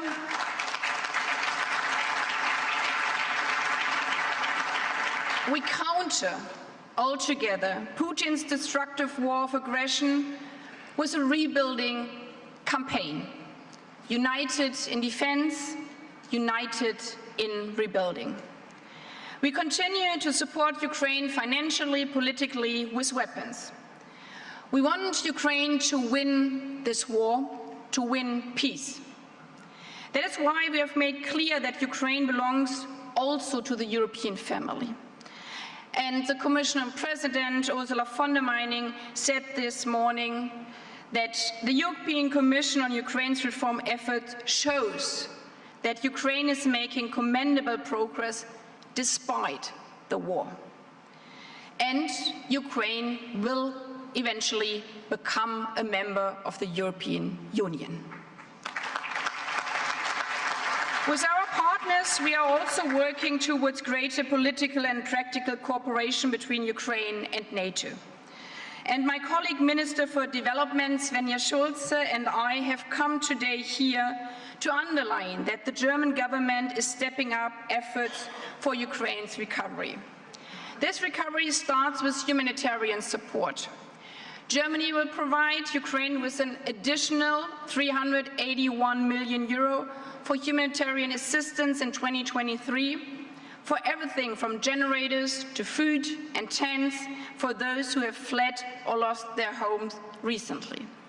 We will continue our demining work, since there can be no peace in places where people live in constant fear of their children stepping on a mine while playing.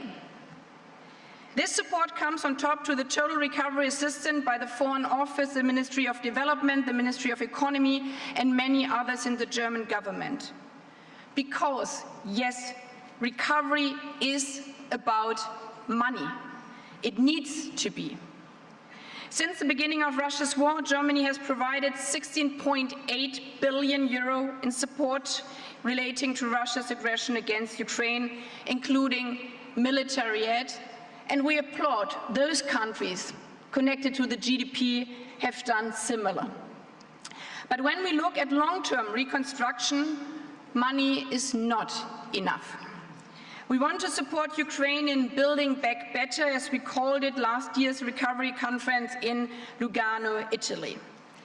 This means that in rebuilding its power sector, we are helping Ukraine to invest in renewable energy and energy efficiency, in a recovery that is green and therefore longer lasting and sustainable.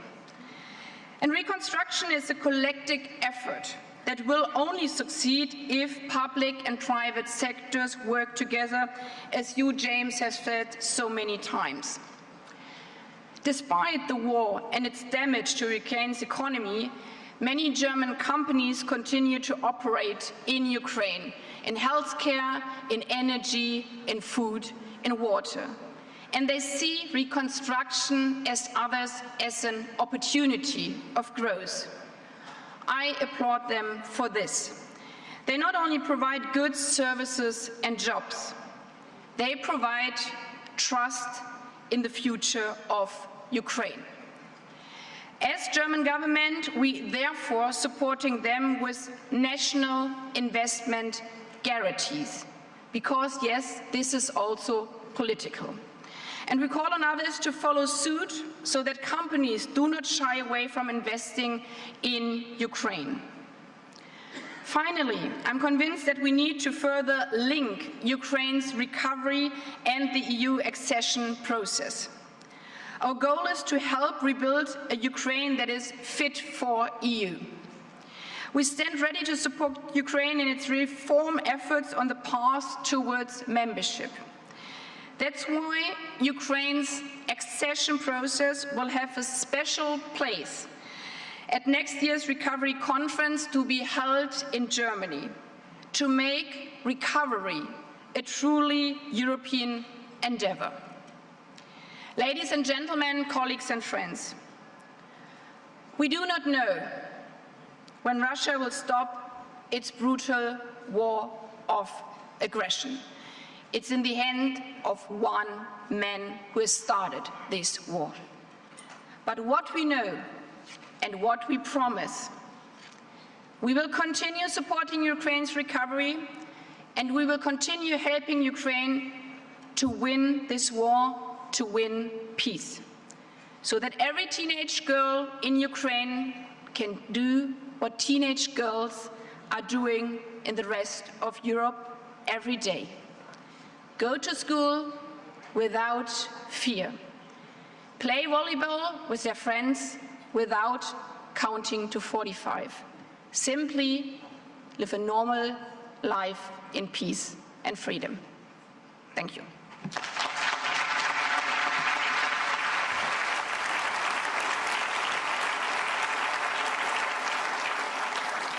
And now can I invite Yoshimasa Hayashi, Foreign Minister of Japan.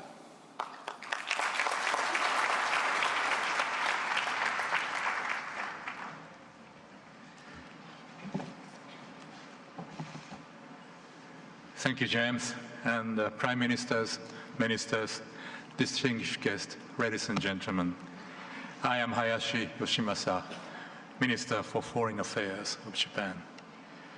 I would like to express my respect for the efforts made by the governments of the UK and Ukraine and with those involved in organizing this conference. I particularly commend the UK's leadership in organizing this conference. First of all, I would like to reiterate our sympathy and solidarity with the people of Ukraine, especially following the recent dam collapse at Kakhovka hydroelectric power plant, and express my strong concern about its enormous impact. Japan decided to provide $5 million in emergency humanitarian assistance to those affected by the floods in such areas as food, water, sanitation, and health.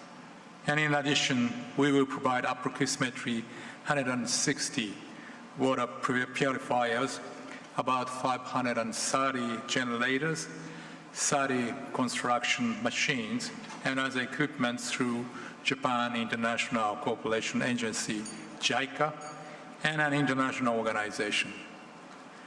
We will also implement emergency humanitarian assistance through NGOs.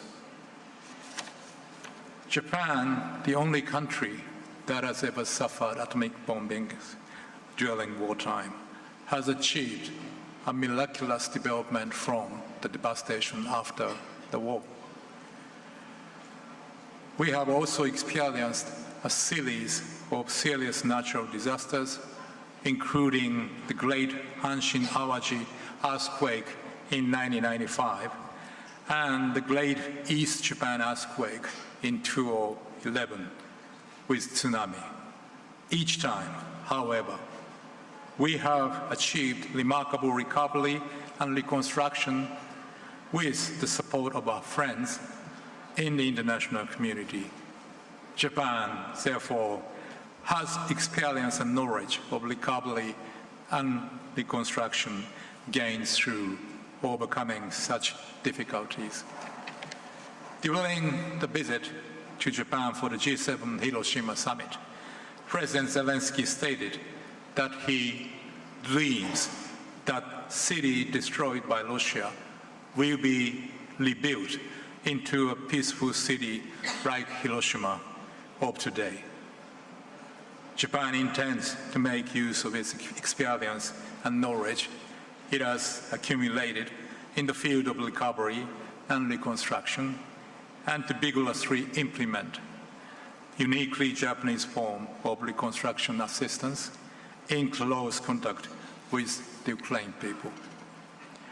At the G7 Hiroshima summit, the leaders confirmed the importance of the role of the private sector in the recovery and reconstruction of Ukraine, which is one of the main subjects of this conference.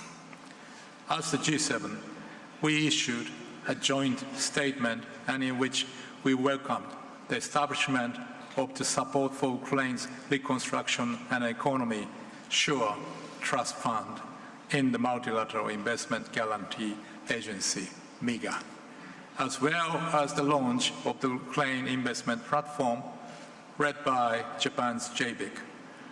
Japan contributed $23 million to the SURE Trust Fund of the MIGA.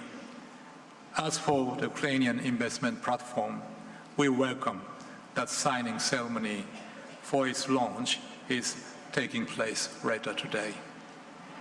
And I'm convinced that based on the outcomes of the G7 Hiroshima summit, meaningful discussions will be made at this conference, and the leadership of the UK on necessary measures to promote the involvement of the private sector, including war risk insurance, with a view to stimulating the insurance market and implementation of reforms in Ukraine. In order to gain further involvement of the private sector, Japan has recently established the Council on Preparation for Promotion of Ukraine's Economic Reconstruction with the participation of all the relevant ministries and agencies. Furthermore, the Japan-Ukraine Conference for Promotion of Economic Reconstruction will be held at an appropriate timing from the end of this year to the beginning of next year, so that the Japanese public and private sectors can strongly support the recovery and reconstruction of Ukraine. Japan has so far announced over $7.6 billion in support, including humanitarian assistance and winterization assistance to vulnerable people. In the medium and long-term recovery and reconstruction of Ukraine, Japan will make use of its strengths and provide assistance mainly in the areas of, number one, mine action and debris clearance, number two, in livelihood reconstruction, including the development of basic infrastructure such as electricity, number three, the recovery of agricultural production and industrial development, and number four, strengthening democracy and governance. Concrete initiatives are already underway.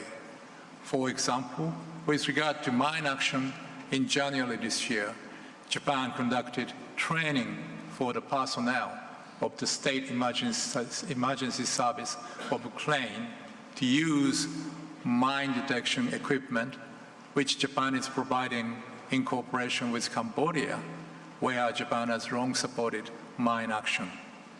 Japan also organized seminars on awareness-raising activities for local communities regarding mine risks.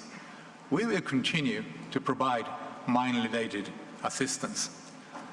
In order to give the Ukrainian people hope for a bright future, it is essential not only that the international community shows this strong commitment to the recovery and reconstruction of Ukraine, but also that efforts to restore peace to the country should be made. At the G7 Hiroshima summit, the leaders reaffirmed that the G7 is more united than ever in strong support for Ukraine in every aspect and in continuing to impose strict sanctions against Russia. It was also confirmed with invited countries outside the G7 that any unilateral attempt to change the status quo by force is unacceptable anywhere in the world, and upholding the free and open international order based on the rule of law is really essential. We will continue to work closely in cooperation with the international community to achieve a just and lasting peace in Ukraine as soon as possible. I wish that this recovery conference will be held successfully and that its outcomes will be milestones in the future reconstruction of Ukraine. Japan always stands with Ukraine. Thank you very much for listening.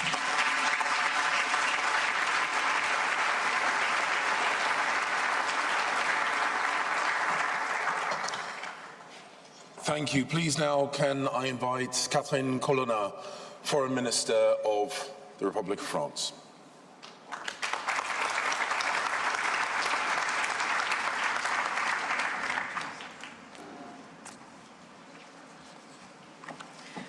Thank you, Foreign Secretary, dear James, Heads of State and Heads of Governments, Prime Minister of Ukraine, dear Denis, good to see you here.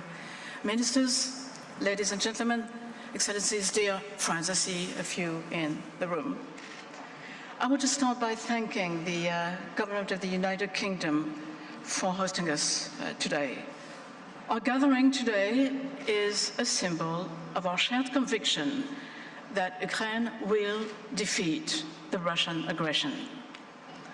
There will be a time when the war ends and Ukraine will be standing as a strong, sovereign, united and democratic country, resolutely anchored in the Euro-Atlantic family and in Europe.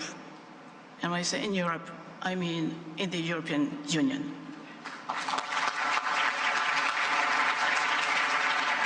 This time hasn't come yet. We know that war is raging. Russia's authorities are still denying Ukraine its right to exist as a sovereign country. Russia's soldiers are still illegally occupying parts of Ukraine's territory.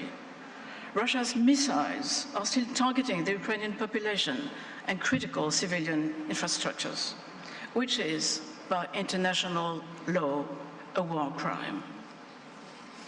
Our main focus, therefore, remains on emergency-driven support. It is the case for military support, and we've been making our best efforts, all of us, to provide Ukraine with the equipment it needs and in time in order to support an ongoing counteroffensive. France delivered what it said it would deliver, and it will keep doing it. It is also the case with the humanitarian and civilian support we provide, be it to respond to disasters caused by Russia's aggression, such as the destruction of the Kakhovka Dam, to increase Ukraine's resilience, or to preserve the safety of Ukraine's civilian nuclear power plants. This is the logic that drove the international conference we organized in Paris on December 30th last year, and I'd like to thank all those who did participate.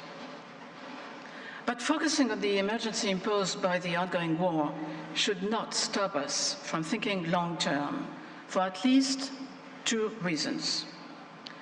One, Ukraine is engaged on a long-term transformation effort through its EU accession process.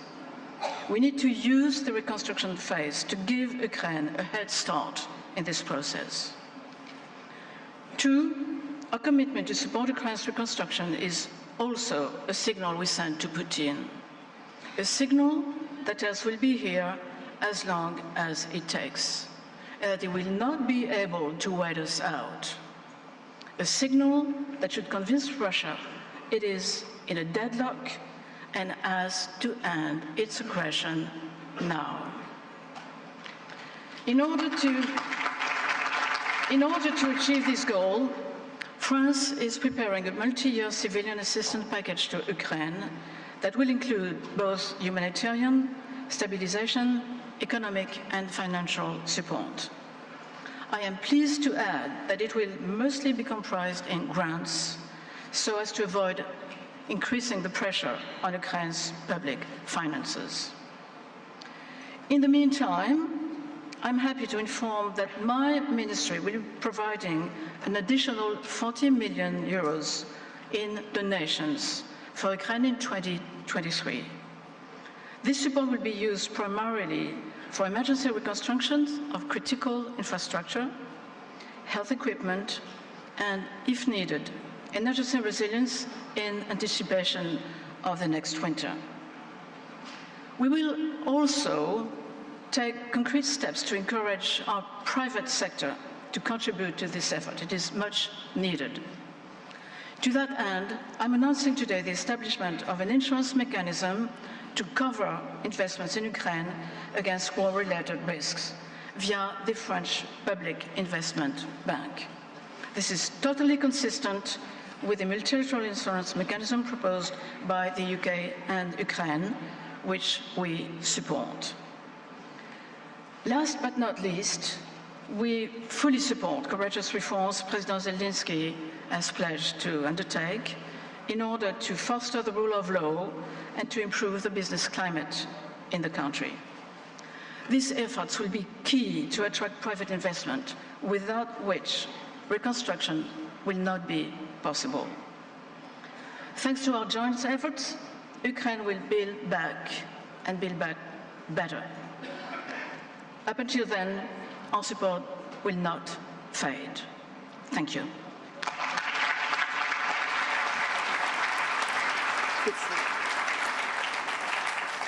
And please now can I invite Zbigniew Rau, Foreign Minister of Poland.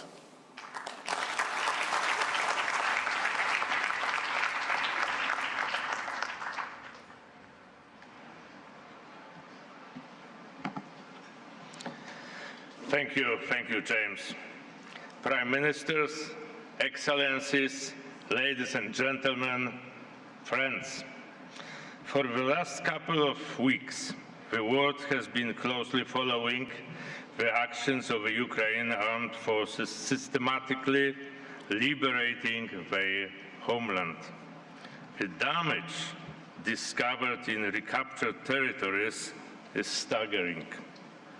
It is staggering, but its barbaric nature, and it is overwhelming by scale.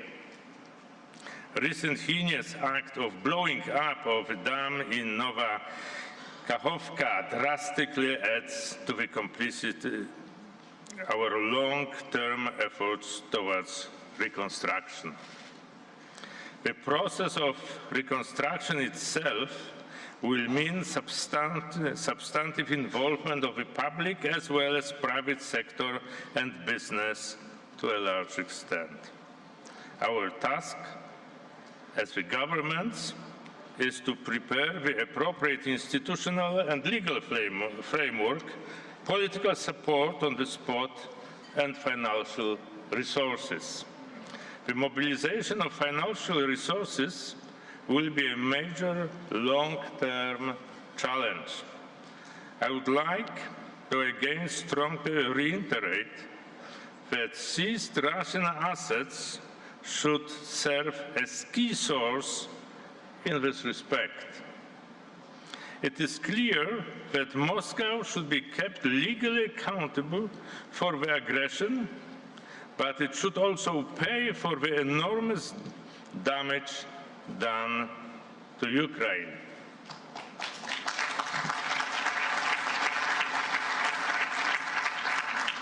The success of the reconstruction of Ukraine is in the best interest of Europe and the whole international community.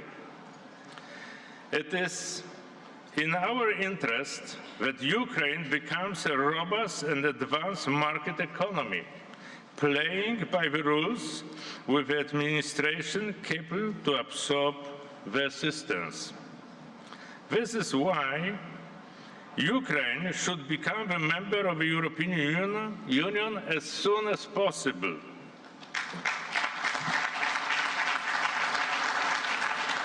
As it has been said, today in Brussels, the European Commission is presenting the informal update on the progress made by Kiev since it was given the candidate status. We all know how effective Ukraine has been in meeting the 7 criteria, despite the ongoing war, continuous missile attacks, and the flood caused by the destruction of the dam. Ukraine will be ready to start accession negotiations soon. If this is the case, the EU should also be ready by the end of this year, after the regular autumn enlargement report. The concept of a merit-based process must work both ways. Ladies and gentlemen, Poland has already proven its credibility by providing humanitarian and military aid to Ukraine during the war. We are ready to play a trustworthy and reliable partner also for its post-war reconstruction. We are equipped to play the special role as a transport, logistics, and international hub. Our key assets are the geographical proximity, the longest EU border with Ukraine, well-developed infrastructure of border crossings, long-standing experience, and the competitive business cooperation offer of Polish entrepreneurs on the Ukraine market. Let me mention a few elements which we have already done preparing for this enormous challenge. More than 2,000 Polish companies have approached the Polish Trade and Investment Agency expressing interest in cooperation with Ukrainian partners in the recovery process. We are reassuming the operation of the Polish Trade and Investment Agency office in Kiev in the end of June to give a clear signal to Polish and international companies that the Ukrainian market already provides great opportunities. Credo Bank, owned by the PKO BP, is already providing affordable credit for Ukraine small and medium-sized enterprises. The government has prepared the law enabling the extension of insurance coverage for the transport of goods to and from Ukraine, as well as investment activities. For the last year, the Polish official export credit agency was the only one insuring trade receivables. On this basis, Poland will create a dedicated program of rebuilding Ukraine. The trade insurance to Ukraine will be provided also to foreign companies operating in Poland or willing to invest.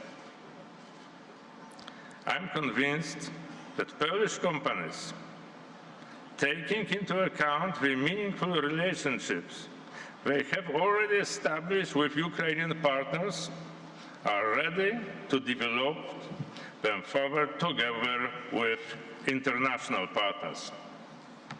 Thank you.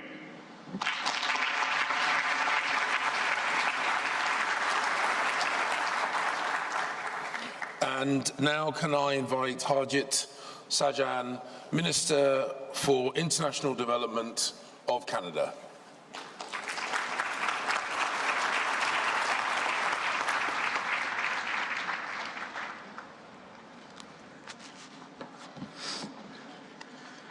Ladies and gentlemen, I want to first take the opportunity to thank the United Kingdom and Ukraine for hosting us today.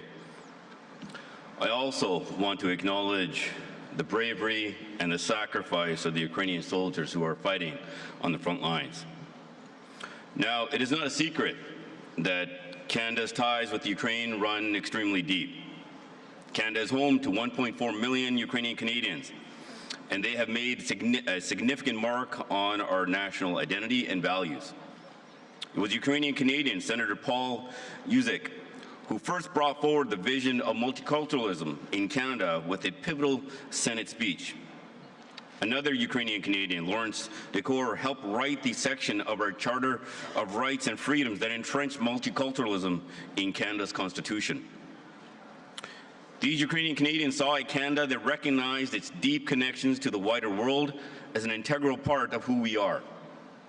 And in the spirit of an interconnected world, I join you in this resolute to show of our international solidarity with Ukraine.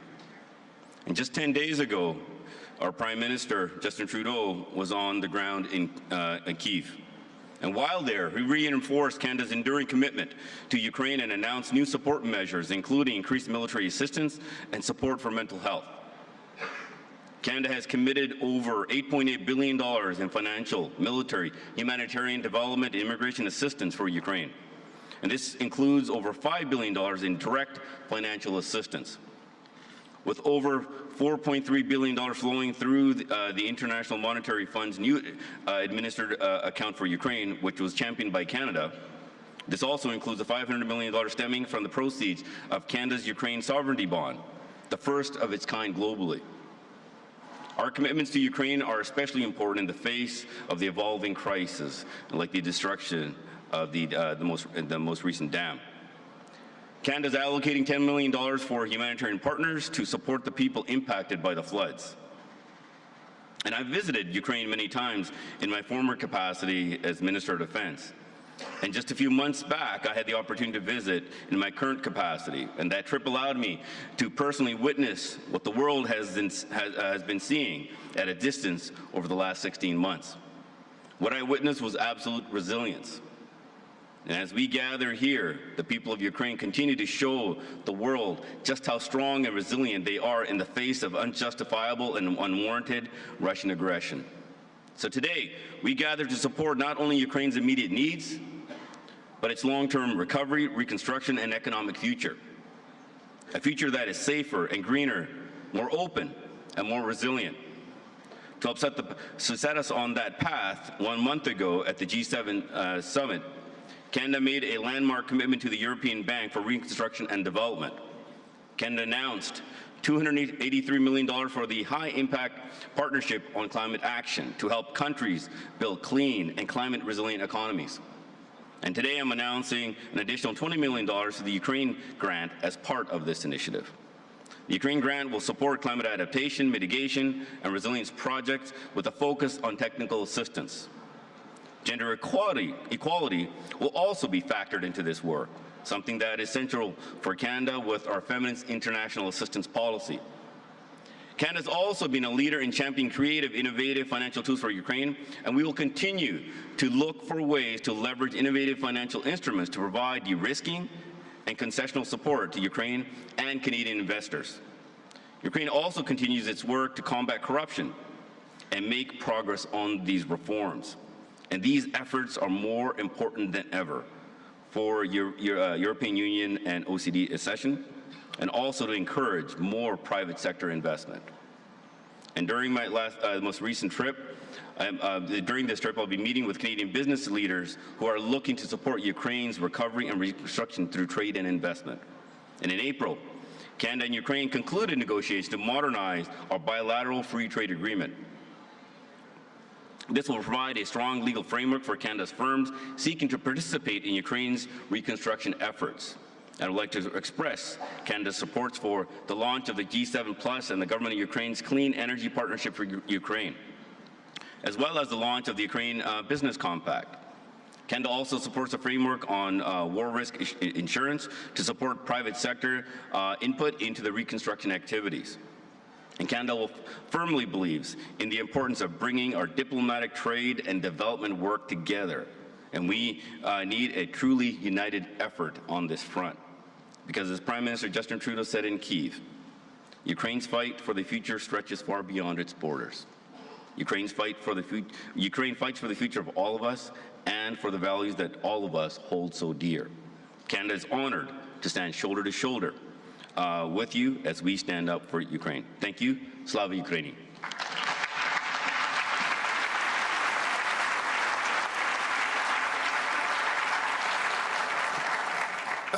Ladies and gentlemen, could I invite you once again to thank in the traditional way our panellists as they retake their seats and in preparation for our final keynote speech of this session.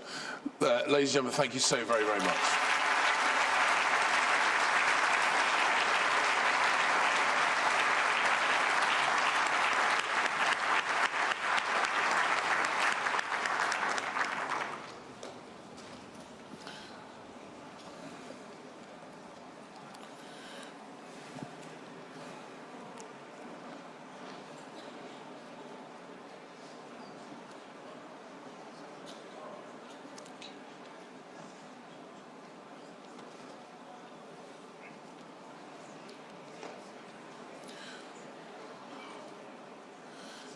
Ladies and gentlemen, this session underlines our collective determination to support Ukraine, not only in its self-defense, but its subsequent rebuild, reform, and recovery. It gives me great pleasure to now introduce to the stage the final speaker of this session, the keynote speaker of this morning, the Prime Minister of Ukraine, Denis Shmyhal. Thank you.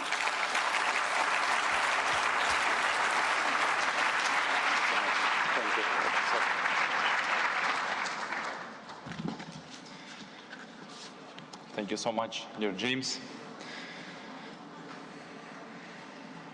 Dear Presidents, Prime Ministers, Secretaries, Ministers, dear heads of international organizations, dear representatives of international business, dear friends, partners, colleagues, allies, ladies and gentlemen.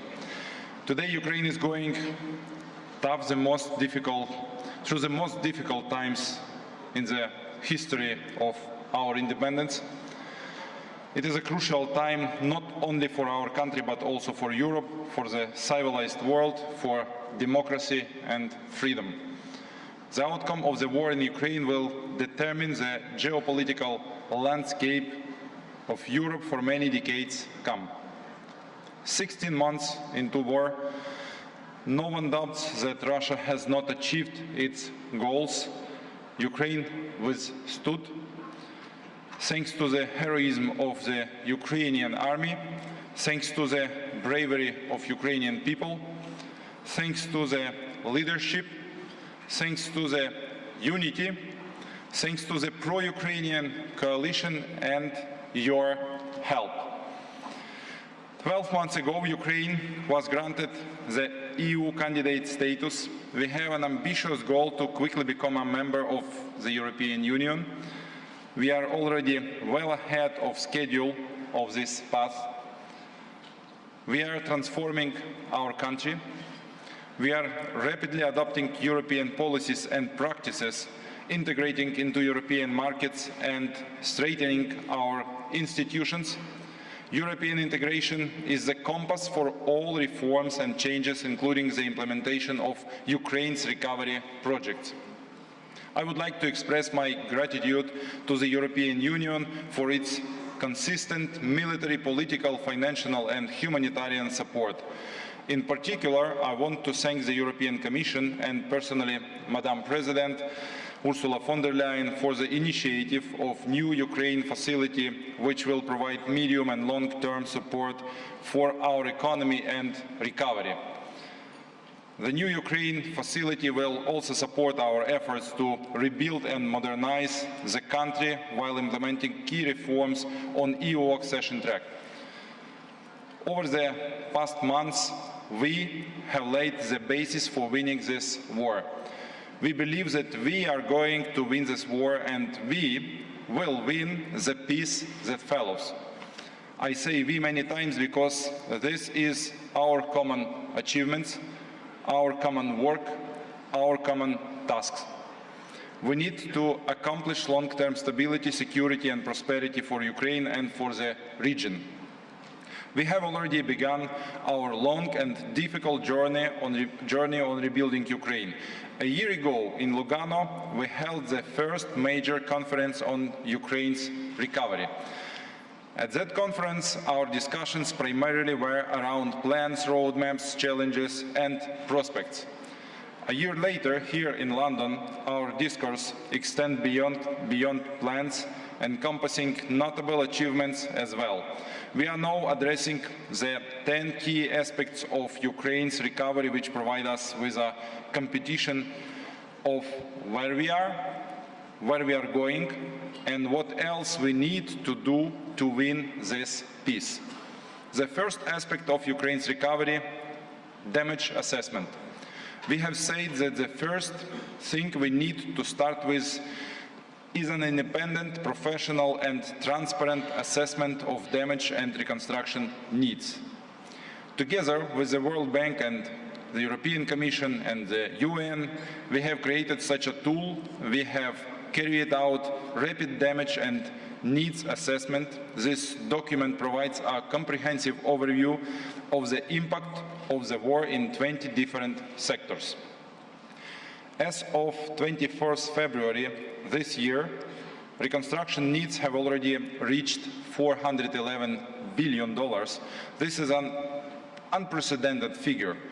Unfortunately, it does not yet encompass many losses, including the damages inflicted by the horrific terrorist attack carried by Russian forces at the Kakhovka hydroelectric power station. We are grateful to the World Bank for actively assisting us and agreeing to promptly conduct an assessment of the damages resulting from this dreadful terrorist act. We appreciate World Bank's support in evaluating all the losses and firmly believe in the necessity of continuing this work. Therefore, the program of large-scale recovery and transformation of Ukraine will also be unprecedented. It will be the largest reconstruction project in Europe since the Second World War. The second aspect of Ukraine's recovery is stages of recovery. The first stage is rapid recovery, which we started last year and are now actively implementing. We are talking about projects that are really necessary for the survival of the country and the people in the face of war. The World Bank estimates that we need $14.1 billion for such priority recovery projects this year. The second stage will be a long-term reconstruction which will take many years, and we are now starting to lay down a plan for its implementation. The third aspect of Ukraine's recovery, priorities for rapid recovery. Last year we also talked about the importance of setting the right priorities for recovery. For this year, our government has identified 5 key priorities. These are energy, humanitarian demining, housing, critical and social infrastructure, and supporting the economy. As I have already said, we need $14.1 billion for the priority tasks in these areas. We have projects in all these areas. Ukrainian ministers will present them in detail with calculations, responsible agencies, and timelines. We expect that at this conference in London, we will finally be able to mobilize the full amount needed for these projects. This is a priority and a very practical story that we have to make together. The first aspect of Ukraine recovery is recovery architecture. The implementation of all these projects requires a special recovery architecture and regular platforms for cooperation. Last year, we created the position of Deputy Prime Minister for Restoration of Ukraine. We have also established the State Agency for Restoration, the dedicated fund for overcoming the consequences of aggression, and the position of Deputy Ministers for Recovery in the relevant departments. We are actively engaging regional authorities, which is an important element of the decentralization reform. Alongside the internal recovery architecture, we have established a new mechanism for a regular interaction with our international partners. This is the multi-agency donor coordination platform for Ukraine. From now, the Deputy Prime Minister for Restoration will be the representative of Ukraine in this platform. The fifth aspect of Ukraine's recovery is transparency. Speaking about the recovery architecture, we have mentioned many times the words transparency and accountability. We are making sure that these are not just words. Ukrainian reconstruction should become synonymous with transparency. Last month, we presented the digital restoration ecosystem for accountable management, or DREAM, as we call it. The ecosystem will allow to control every stage of any recovery project in a very short period of time. More than 5,000 sites for restoration have already been entered into the system. The sixth aspect for Ukraine's recovery is parametric approach and build back better principle. At the Lugano conference, we said that we wanted to carry out recovery using 2 approaches, the parametric approach and the regional approach. The parametric approach is the principle when the government sets the general framework, the broad policies, and the general requirements. What does this mean in practice? For example, we have set new requirements at the legislative level for the construction of residential buildings, in particular that they must now have a bomb shelter. We have also developed requirements for schools and hospitals and are setting up community safety centers. Energy efficiency, green technologies, security, all this should be a mandatory part of the new infrastructure in the reconstruction. The seventh aspect of Ukraine recovery is regional approach. The regional approach is when our international partner countries take patronage of regions and communities in Ukraine and help implement recovery projects here. 30 countries have signed a declaration supporting the initiative to provide coordinating assistance to rebuild Ukrainian communities and regions. During last year, more than 300 territorial communities in Ukraine have signed 1,500 partnership agreements. Nearly 60 countries are helping our cities, towns and villages to recover. Currently, more than 200 projects are being implemented or have been implemented jointly with partner countries or international organizations. The eighth aspect of Ukraine's recovery is sources of financing the recovery. One of the key questions we are constantly facing is who will pay the hundreds of billions for the recovery. First and foremost, Russia must pay for what it has destroyed.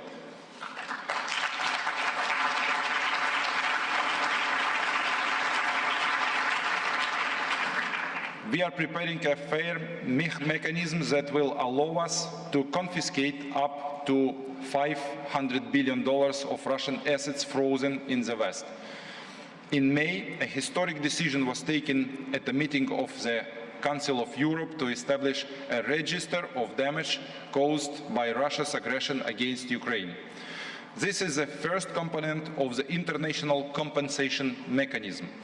The second source of funding for reconstruction is the Ukrainian budget, including funds from confiscated Russian assets in Ukraine.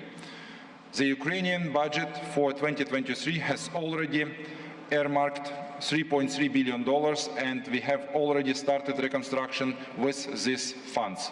The third source is the assistance from our international partners, including international financial organizations. We are grateful to all of you. Our partners have already pledged $4.3 billion out of the total $14.1 billion needed for the rapid recovery for the next 12 months. But we still need another $6.55 billion. We have set an ambitious goal of securing pledges for this amount as a result of this conference. The ninth aspect of Ukraine's recovery is involvement of the private sector. No large-scale, effective and rapid recovery is possible without the involvement of private capital and private investment. We believe that it is business and entrepreneurs who can make our recovery truly effective. We are already offering projects and investment opportunities to international capital. Together with the World Bank, the US International Development Finance Corporation and other partners, we are working on an effective war risk insurance model for investment in Ukraine. We have identified 5 key segments that will form the basis for the recovery and transformation of our economy. The first sector is energy. There is a huge potential in the electricity sector, gas production and storage, and also hydrogen energy. President of Ukraine emphasized today in his speech on this sector especially. The second sector is a military-industrial complex. Many Ukrainian weapons and developments are proving their effectiveness on the battlefield right now. European and global defense companies are increasingly considering options for building new production facilities in Ukraine. After the war, we expect a great boost in the development of this sector in Ukraine. The third sector is agriculture. Ukraine is already world leader in the production of many crops. With government incentives and private foreign investments, we believe that post-war growth in this sector could be in double digits. The fourth sector is infrastructure. The recorded losses of this sector now exceed over $100 billion. Colossal destruction. So for many years it will be the market that is worth tens of billions of euros. We will actively offer public-private partnership and concession projects. The fifth sector is IT. We have ambitions to become a digital hub in Europe.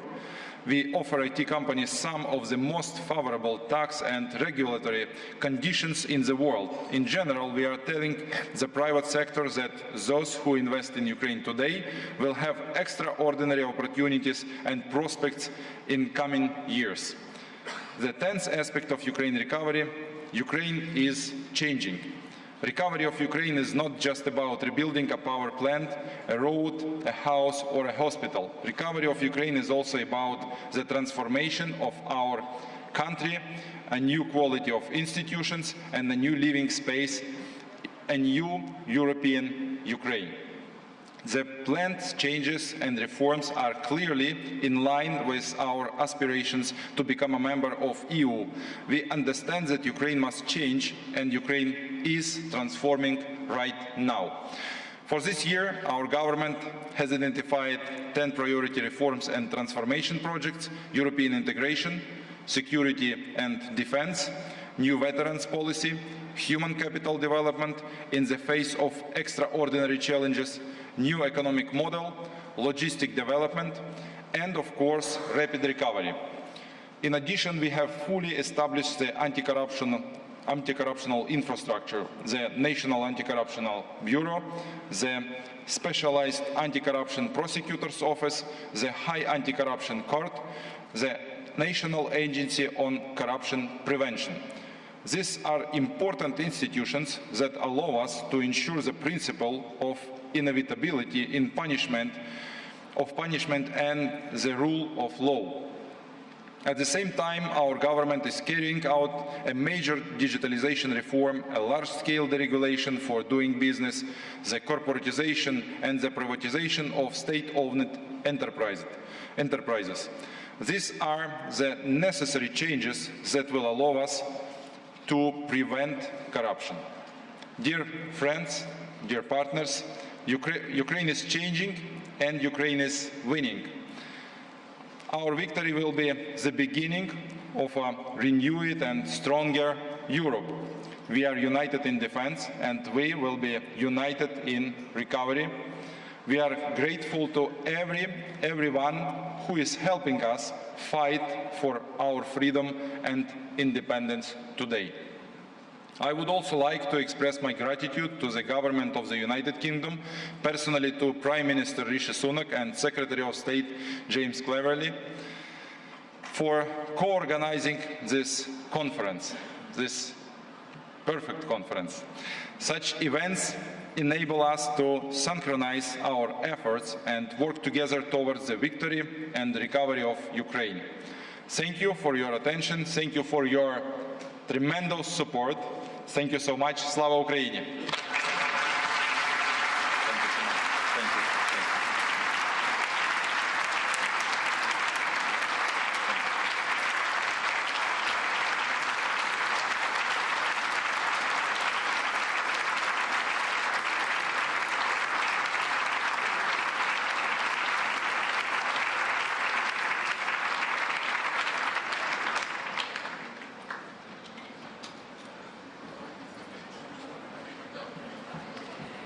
Thank you, everyone. Thank you for that terrific morning. We've heard courage and we've heard commitment, and we're now going to take a break. We're going to be back here for a hard start at 11:40 so that we can run a session on those immediate needs that we've been discussing. So if you could all be seated again at 11:40. Thank you very much. We're ready to start now the next session, talking about the immediate needs for the Ukraine recovery. So I'm delighted to welcome on stage as our keynote speaker for this, the Deputy Prime Minister for Restoration of Ukraine, Oleksandr Kubrakov.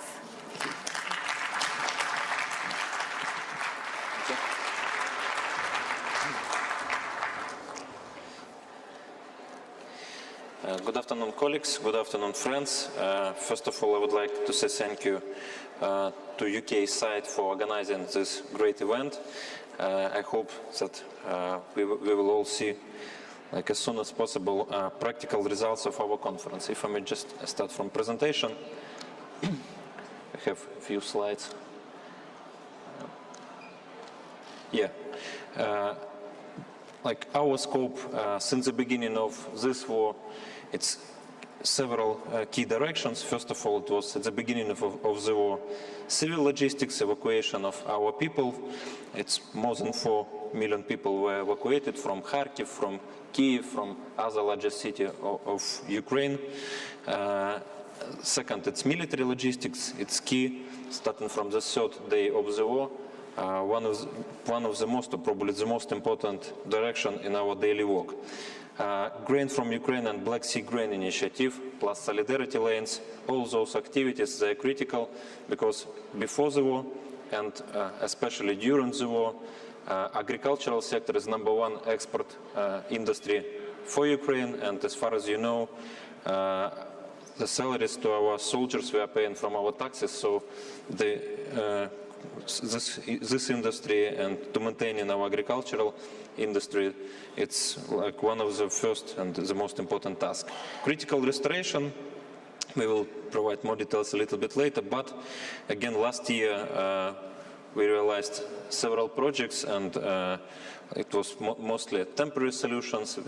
After the occupation of territories, we constructed temporary bypasses, temporary bridges, but all those measures allow us to provide at least basic services to those occupied regions. I'm sorry, it's not working. Yeah. At the same time, we can plan a lot of things. We can plan restoration process. We will discuss a little bit later about how we are planning prioritization. But we are facing with challenges which we cannot predict. First of all, it was attacks on civilian infrastructure. Last year, we faced with blackouts, real blackouts during winter period, and it was like, again, everybody expecting something that it will happen, but like you cannot believe that Russians, they can do this, but they're doing this. And then it was Kakhovka dispersion, and you see that like the next challenge will be to provide water supply for 1 million people in Dnipro region, and this, like at this moment, probably one of the key problems. We are not talking about agricultural sector, which in Kherson region and in southern part of Ukraine will historically use water from Kakhovka water reserves. And trade blockade, each time we are inventing something, like again, thanks again to our partners. Black Sea Grain Initiative was established with help of United Nations, with the help of Turkey and our allies, G7 countries. Solidarity lines, it was established in cooperation with the EU. All those measures, they allow us to increase exports through alternative channels, but again, without Black Sea corridors, for us, it will be a huge challenge to export new harvest to our traditional markets, and to provide more confidence for our partners and to decrease risk of global food security. Again, some figures just to provide you what is happening, what we are trying to cover, what's already covered. If you're talking about, like I'm not on purpose, we are not showing like figures money, because again, the key I think element for us, it's figures, it's number of those measures. I would focus on housing. And last year, we did minor repairs by ourselves with local authorities. We provided financing from central government, and we did everything as it was possible to do with minimum financing. But you see apartment buildings, I mean, the number is huge, destroyed. It's about 18,000 from the beginning of the war. Significant part of those buildings, they're located on territories which we are now temporarily not under Ukrainian control, but still number is huge. Private houses, and what is good, we recently launched e-recovery program. Again, we are using a very transparent mechanism. It's application DIA, which each Ukrainian citizen has. and we already started providing direct financial support only on minor repairments for our citizens. They are using so-called marked money only for building materials and for construction works. As a first source for this project, we are using arrested money of Sberbank Russia in Ukraine. It's about $500 million US, and again I hope that we will structure new project with cooperation with World Bank. And thanks again for partners, for European Commission, for European Investment Bank and EBRD. Last year we were able to restore almost on the level of both local level and state roads, almost 100 bridges. It was temporary. Regarding our approach to prioritization, we are working on methodology with World Bank, and I think again we're trying to analyze complex of factors. It's financial, economical indicators and impact on social environment indicators. Again, the most critical right now, we understand that both directions is important.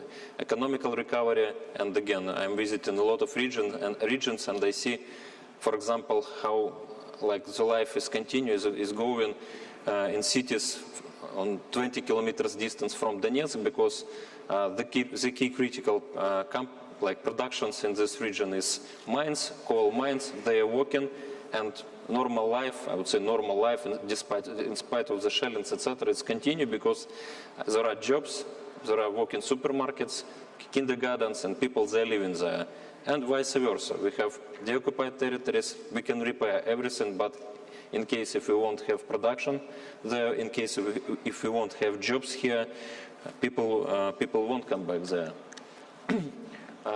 Data-driven policy. Again, I will just mention a few things already mentioned by Prime Minister. Digital restoration ecosystem for accountable management, system DREAM. We will provide more details. Geoinformation system for regional development. The unified state electronic system in the construction sector, e-construction. Actually, we implement all projects with this system on national level for the most complicated construction projects, and feedback from before that it was one of the most corrupted institutions in our country. But during the last 2 years, we're receiving only positive feedback from our business, from all business associations, and definitely we need to expand this system into the local level. And for this, the bill of the law 5655 is critical. And register of damaged and destroyed property. Again, we are using on a daily basis this register. And again, Prime Minister mentioned international register. It will be linked for this register because we're already fulfilling on a daily basis this register of damaged property in cooperation with local authorities. Without this, we are not providing any services for local authorities. We are not providing financing for restoration. DREAM system.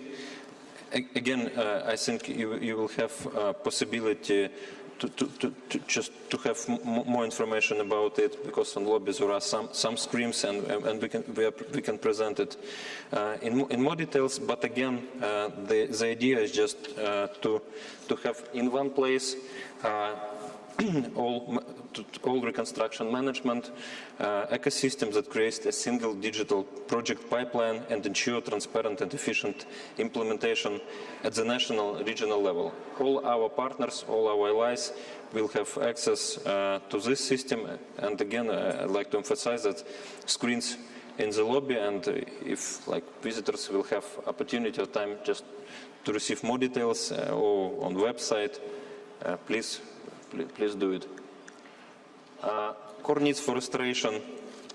Again, as we mentioned, it's critical and social infrastructure, transportation, humanitarian and demining. It's critical, but again, we can compare.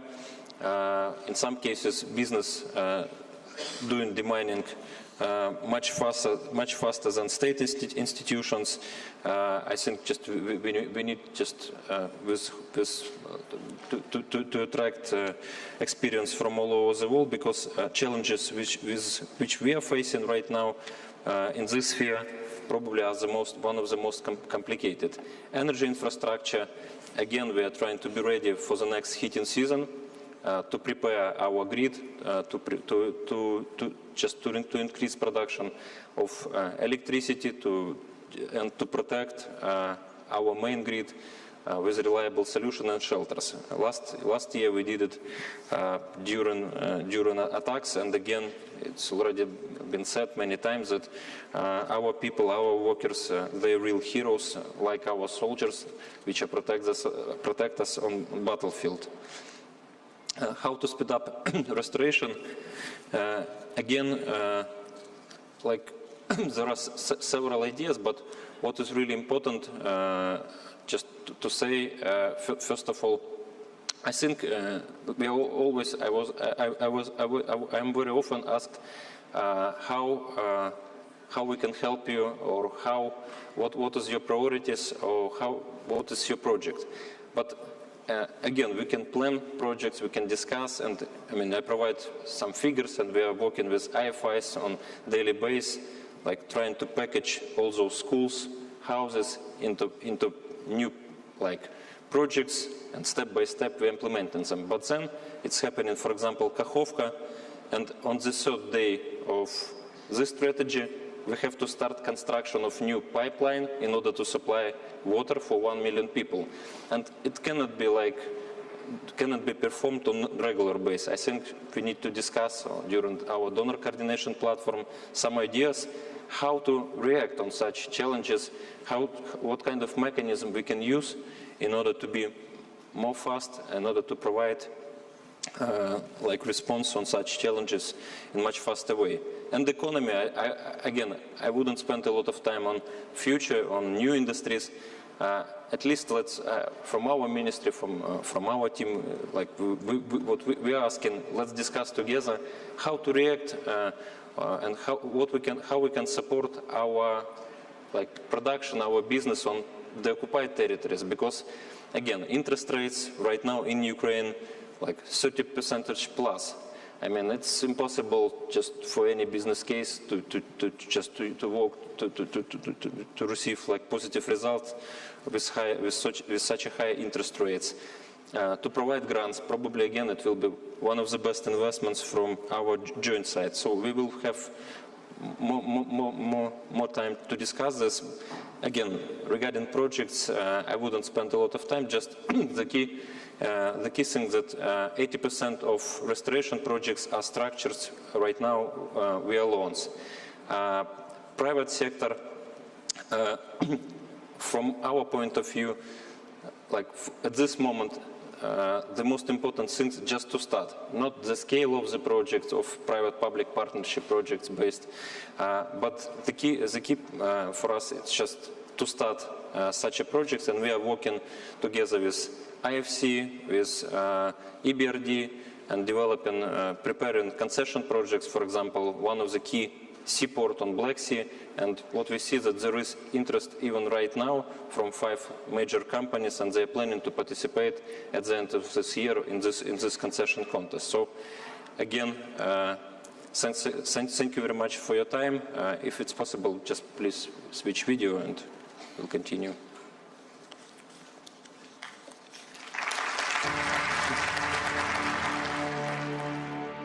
I remember that day. I remember each day.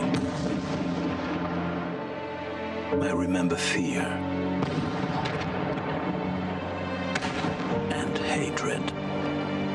I remember the Mriya. I remember Kharkiv, Chernihiv, Dnipro, Mariupol, Kakhovka.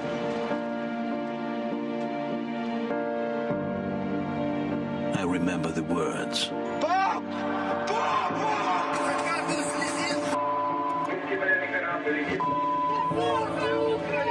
Всі ми And that's why I'm here today.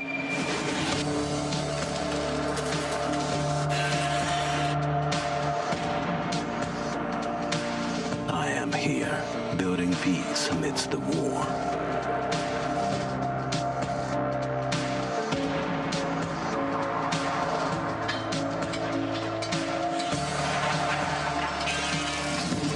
I'm here for you to come back.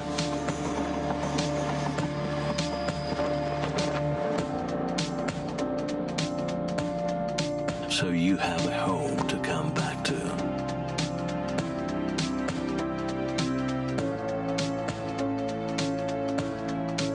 I'm here for you to love. I'm here to build kindergartens, new schools, hospitals.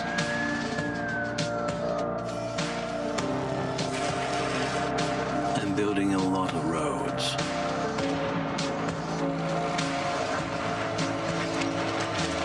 And I'm building one road, the road to victory.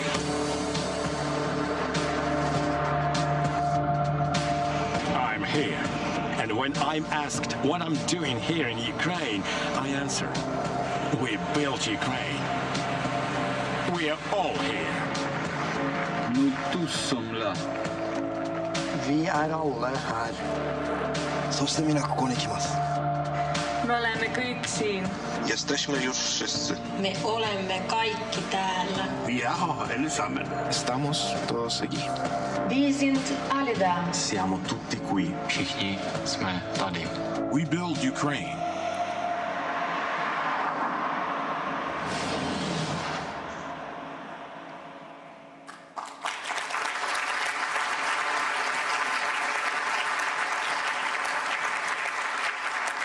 Thank you very much for that. Thank you, Deputy Prime Minister, for such a powerful expression of what needs to be done, but also what we can do. And we have a very distinguished panel here who will talk about the various perspectives on rebuilding. My job really is just to be very, very tight timekeeper.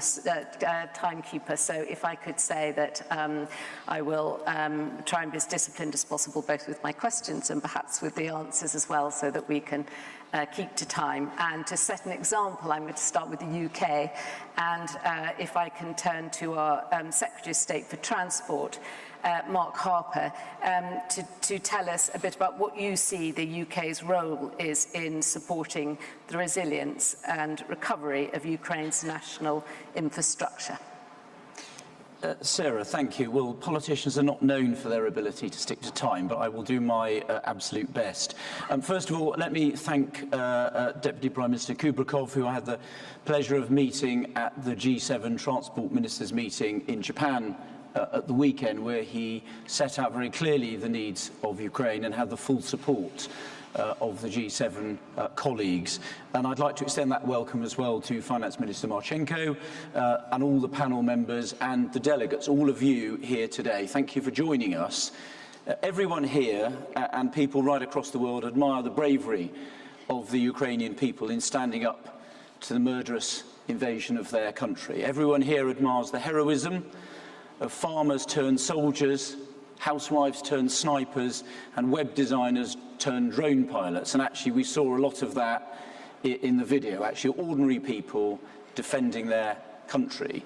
And the transformation of an actor, not just into a peacetime president, but a war leader standing up to tyranny. And it's in his and his government and the Ukrainian people's honour that the UK has convened this meeting today and tomorrow, and we're very proud to do so. But there's another form of bravery in Ukraine, a form of bravery not immediately as clear. When I met with Deputy Prime Minister Kubrakov's colleague in Leipzig last month, Minister Derkach, he didn't only want to talk about how Ukraine is going to defeat Putin, nor just about rebuilding his country after the cowardly attacks of Russia, but he wanted to talk about Ukraine's future, the plans for clean energy, integrated, sustainable and resilient transport, and their plans for 2030 and beyond. The Ukrainian people don't just have the will to fight, they don't just have the certainty that they will win, but they have the courage to plan for a better tomorrow. And while Russia remains mired in the past, with lying generals, a war criminal army and a thieving president, Ukraine looks to a bright future. And we stand with them now, providing arms, ammunition and training, but will continue to stand with them as they build that bright future for the Ukrainian people. The UK government sees measures to rebuild Ukraine as no less important than our diplomatic and military campaigns. Transport, of course, will be a crucial part of this recovery, which is why, following on from the significant financial support package announced earlier by the Prime Minister, I can announce new commitments to ensure Ukraine's transport workers are primed to drive the country's economic recovery once this conflict is over. We will be funding virtual reality training for seafarers within Ukraine, maritime training for Ukrainians here in the UK, and also working to train Ukrainian air traffic controllers so that we can get the civil aviation sector to rebound quickly after the conflict to enable us to rebuild Ukraine's economy. And that builds on previous support, such as the rail aid package which we supplied earlier this year, which I think you saw a bit of in the video, which I had the honour accompanying my own constituency, and men and women that I represent in Parliament are part of the effort enabling the reconstruction of the Ukrainian railway system, which is essential to enable their economy to function. But with the World Bank estimating the reconstruction cost to top $400 billion, we must mobilise wider international support, including the private sector. That's why this conference is vital, to match Ukraine's recovery needs with private sector investment and expertise, to unlock private capital and reassure investors by de-risking projects and showing that Ukraine is open for business, and our announcements about the London Risk Insurance Forum framework are going to be important for that, and to support Ukraine as it reorientates its economy west rather than east, towards an open, democratic Europe rather than a closed, illiberal Russia, towards the new rather than the old. Throughout, Britain will lead by example, as we've done today, convening like-minded partners to join this noble effort. Doing so will be part of the historic work of rebuilding a free Ukraine, one where its citizens can enjoy not only a hard-fought peace, but also a more prosperous future. Thank you all very much indeed for your support. I look forward to coming back here tomorrow to talk about the further work we're doing in the transport sector. But for now, thank you very much indeed for what we're all going to do to support Ukraine in rebuilding its country. Thank you very much indeed. Thank you for that. And if I can now turn to the Minister of Finance of Ukraine, Sergei Marchenko, and I would welcome you perhaps to talk about what you see as the priorities in rebuilding and modernising, and how you envision the post-war structure of Ukraine's economy. Thank you. Dear ladies and gentlemen, dear friends, colleagues, it's a pleasure for me to be here and to join such a discussion on rebuilding and reconstruction of Ukraine. First of all, it's a great opportunity for us to reiterate deep gratitude for all of our partnering countries which help us to finance our budget needs. At this moment, we fully financed for this year, and we managed to attract only for this year $20 billion US. And if we're talking about starting the war, we managed to attract $51 billion US. I think it's a great success of negotiation. It's a key message of our partnering countries to deliver that we are not alone, and we are not alone not only for budget needs, but we are not alone when we are talking about reconstruction. Also, government of Ukraine continues to hold overall macroeconomic and financial stability. We managed to decrease level of inflation from 26.6 last year to 15.3 this year. We managed to give necessary incentive for our economy to strive and to revitalize, if I may say so. Even our partner in IMF estimation improve our forecast for this year. Our GDP will be at least 3%. We have growth at least 3%. Also, our budget in quite stable situation. We managed to meet our plans. We also managed to meet our pre-war revenues target. If we are talking about reconstruction, the key question we should ask ourselves and discuss, how come we can manage to bring people of Ukraine back? And when we are discussing different projects, different incentives, this should be on our minds. It's a first message. How come we can bring our people back?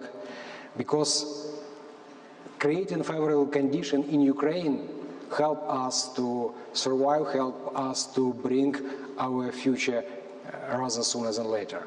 Another question we should ask ourselves when we are thinking about different project restoration, repairment, and other kind of reconstruction, how come we can manage to increase and to Ukraine's economic growth? It's a very important question. We want to restore our jobs, we want to restore our business to operate in Ukraine, we want to attract investment. We want to attract investment not only for surveillance, but also for a future. And the last question we should ask ourselves, is this all of projects, all of investment can help us to create better security in place? If it's all of this question, if you have answer yes, you can start investing in Ukraine, because it's something we really needed. To be a little bit sovereign, like a minister of finance, traditionally we are very sovereign persons. Nobody likes us, but anyway, we should think about a little bit about existing situation and infrastructure. We did together with Deputy Prime Minister Kubrakov very crucial stuff, trying to match our priorities with possible donors' money with our priorities, because it's something very unusual in previous lives, because we traditionally were very welcoming for any money we receiving. Now we are not. If we want to rebuild Ukraine, we want to stick to the priorities which Ukraine needed first, and then to think about opportunities of other countries. We want to have Ukraine, made in Ukraine in place first. Please understand me correctly. We want to have made in Ukraine first, and then to think about expectations of other nations. Because it's our country, we want to have all necessary stuff in place. We want to track all donors' money. We want to channel this money into the direction Ukraine first needed. And this it's not a very easy exercise, and I believe we can together do it in a better. Thank you very much. Thank you. Thank you very much.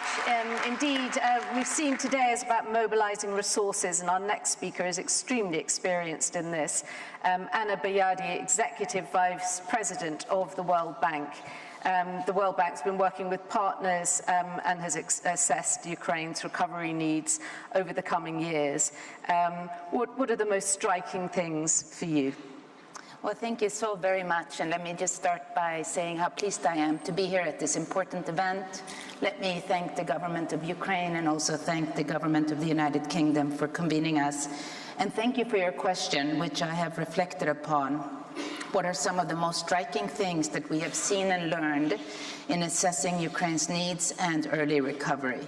Well, striking is, of course, first and foremost, that we have a brutal war in Europe caused by invasion by one country into another in 2022, and it seems really, to me, still unbelievable to comprehend that. Secondly, striking is that we have a humanitarian suffering that is enormous. Just to put it in perspective, the World Bank estimates that Ukraine's poverty has gone from about 5% before the war to about 25% now. The other striking fact is, and it was mentioned, that the reconstruction needs of Ukraine after 1 year of war, and of course now we are 1.5 years into war, was estimated by us, the European Commission, UN, and government of Ukraine at $411 billion. That is 2 times GDP of Ukraine in 2021. That's striking. And the final issue, of course, is that the impacts of Russia's war on Ukraine are felt in Ukraine, but also globally in the form of inflation, tighter financial conditions, and great uncertainty. But what is also striking is Ukraine's resilience, and we hear about it. And of course, what we see is government and services are ongoing, infrastructure services are restored, budget is well managed and executed, reforms are even being designed and implemented, and the most recent remit law is something the World Bank really supports. And I wanted to just illustrate a few findings from 2 surveys that we have undertaken recently that also shows the resilience. The first one is a monthly Listening to Ukraine survey that looks at the monitoring of delivery of essential social services that are delivered with the support of our peace project in Ukraine. And this is results from April and May. Over 90% of public service workers have experienced no disruption in receiving payment on time, others only with a slight delay. 97% of pensions have been paid without disruption. 92% of school-aged children are enrolled. 2 out of 5 receive fully remote learning, of course much higher in areas where there are hostilities. And most people report that the community health clinics are open even in regions under hostilities. There are also some areas that give us a glimpse into what we need to pay attention to. Around a quarter of those employed before the war are reported to have lost jobs. Many report that they have irregular jobs or are working to lower salaries. And 6 out of 10 surveyed report that their household is receiving a pension. This means that there are a lot of elderly in Ukraine. And we can also expect learning losses because in the areas that are suffering from the hostilities, there are a lot of children online. We also did a survey of firms that looked at 2,000 domestic firms and 80 multinational firms. And again, of course, firms have suffered revenue loss and employment reduction, but 4 out of 5 firms, 80%, have continued to stay open. Only 4% have permanently closed. And this is because firms have adapted product mix, market, ICT, location. The other very encouraging fact is that international companies have remained committed to working in Ukraine. Ukraine and the World Bank have a very long-standing partnership. We adjusted very quickly to support the war context. At this point in time, we have mobilized $30 billion for Ukraine. A lot of this is coming through partners through the World Bank, and about 23 of this has been dispersed. We provide support to all essential social services through the budget and are now also working on critical projects in areas such as health, transport, energy, agriculture, and housing. And what I'd like to maybe just finish with is, what do we see as most essential now? Well, we really need to focus on tangible results. We heard it this morning, and I'm really impressed. The 2023 budget is in much better shape, actually, than the 2022 budget was. This is very good news, and it's really thanks to the good execution of the Ministry of Finance and, of course, international development partners. But we also really need to focus now on the investment projects. They also need funding, they need execution, and they need support. We also need to make sure we stay coordinated among us and, of course, also Ukraine within Ukraine. And we need to make sure we think creatively with the private sector. I was encouraged to hear about war insurance. We need to think about leveraging, and we need to think about guarantees. And we need to stay united as a community for Ukraine and with Ukraine. And for this, I really welcome this conference. And I will finally say that we must always remember that our steadfast support to Ukraine is vital for Ukraine, but it's also an investment in global prosperity. Thank you. Thank you. Thank you very much indeed. It is extraordinary to hear of progress even within those conditions. And we turn now to Lars Løkke Rasmussen, the Foreign Minister of Denmark. And if I could ask you, how do you think we engage the private sector and secure a long-term whole-of-society engagement in the support of Ukraine?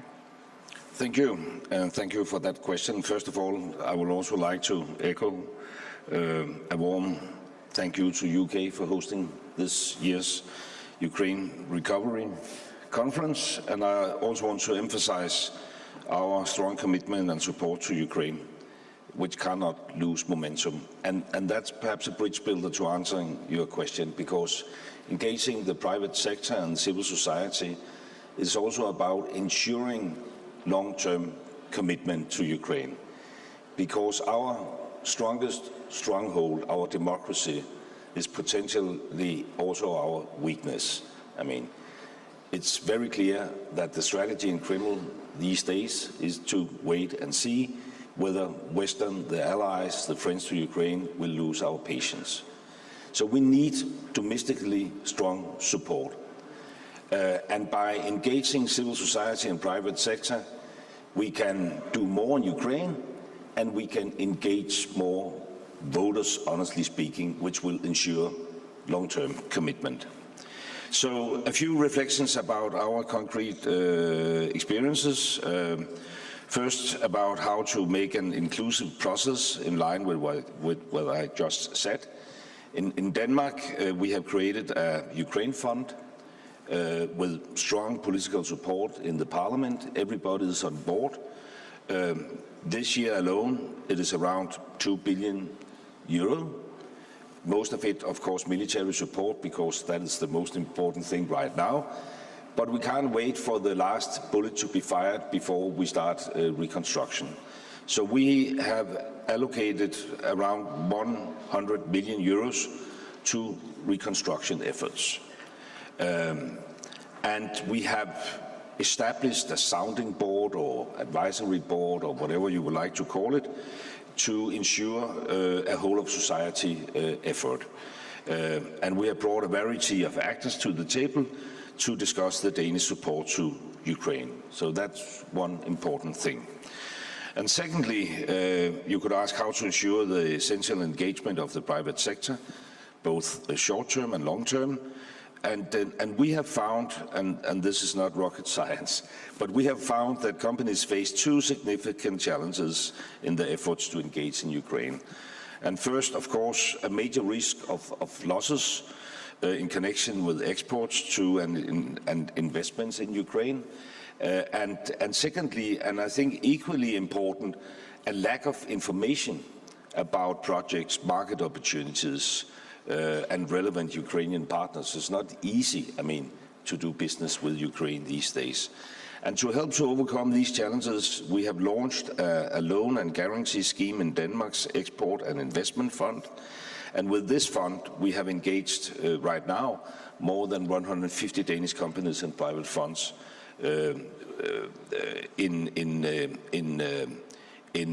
concrete projects in Ukraine.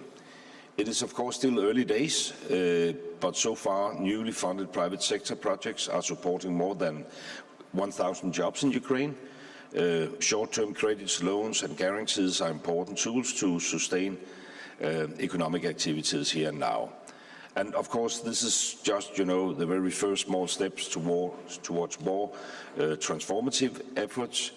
We will need massive investments from international financial institutions and support for the Ukrainian banking and insurance sectors. But we are on our way.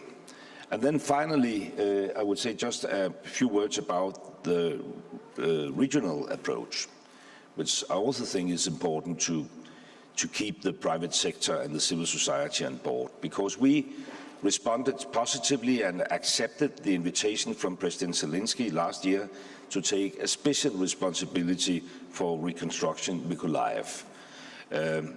And it has led to a situation where it's much more visible. I mean, with that approach, it comes with many advantages. It contributes to a broad public ownership, and it allows for direct coordination with national and local authorities in Ukraine.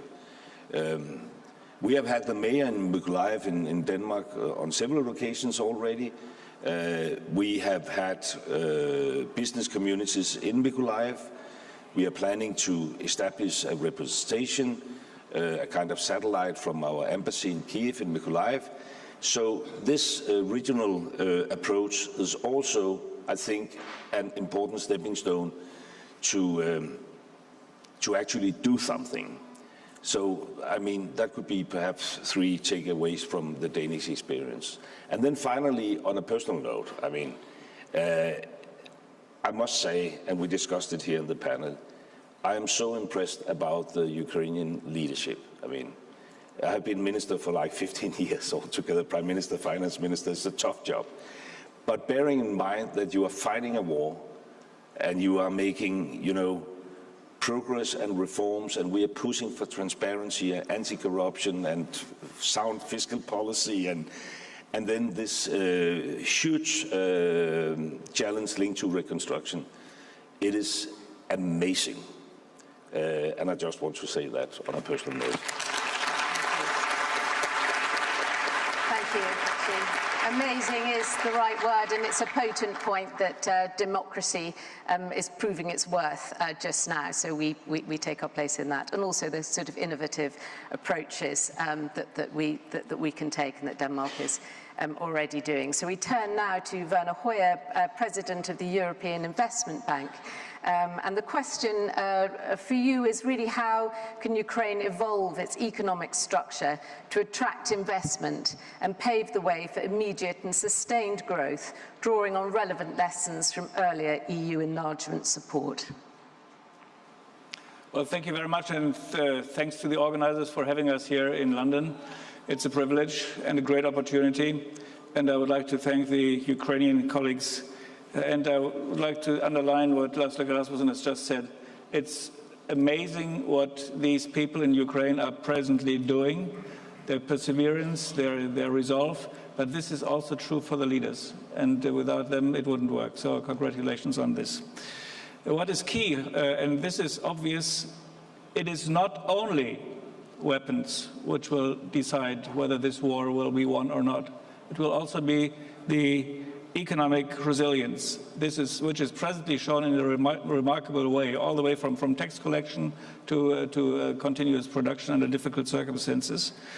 So what we do today to support investment will make Ukraine stronger within the EU tomorrow, and I underline within the EU, because I see this guy over there as my future governor. As the finance minister of Ukraine, he would be the governor of the European Investment Bank nowadays.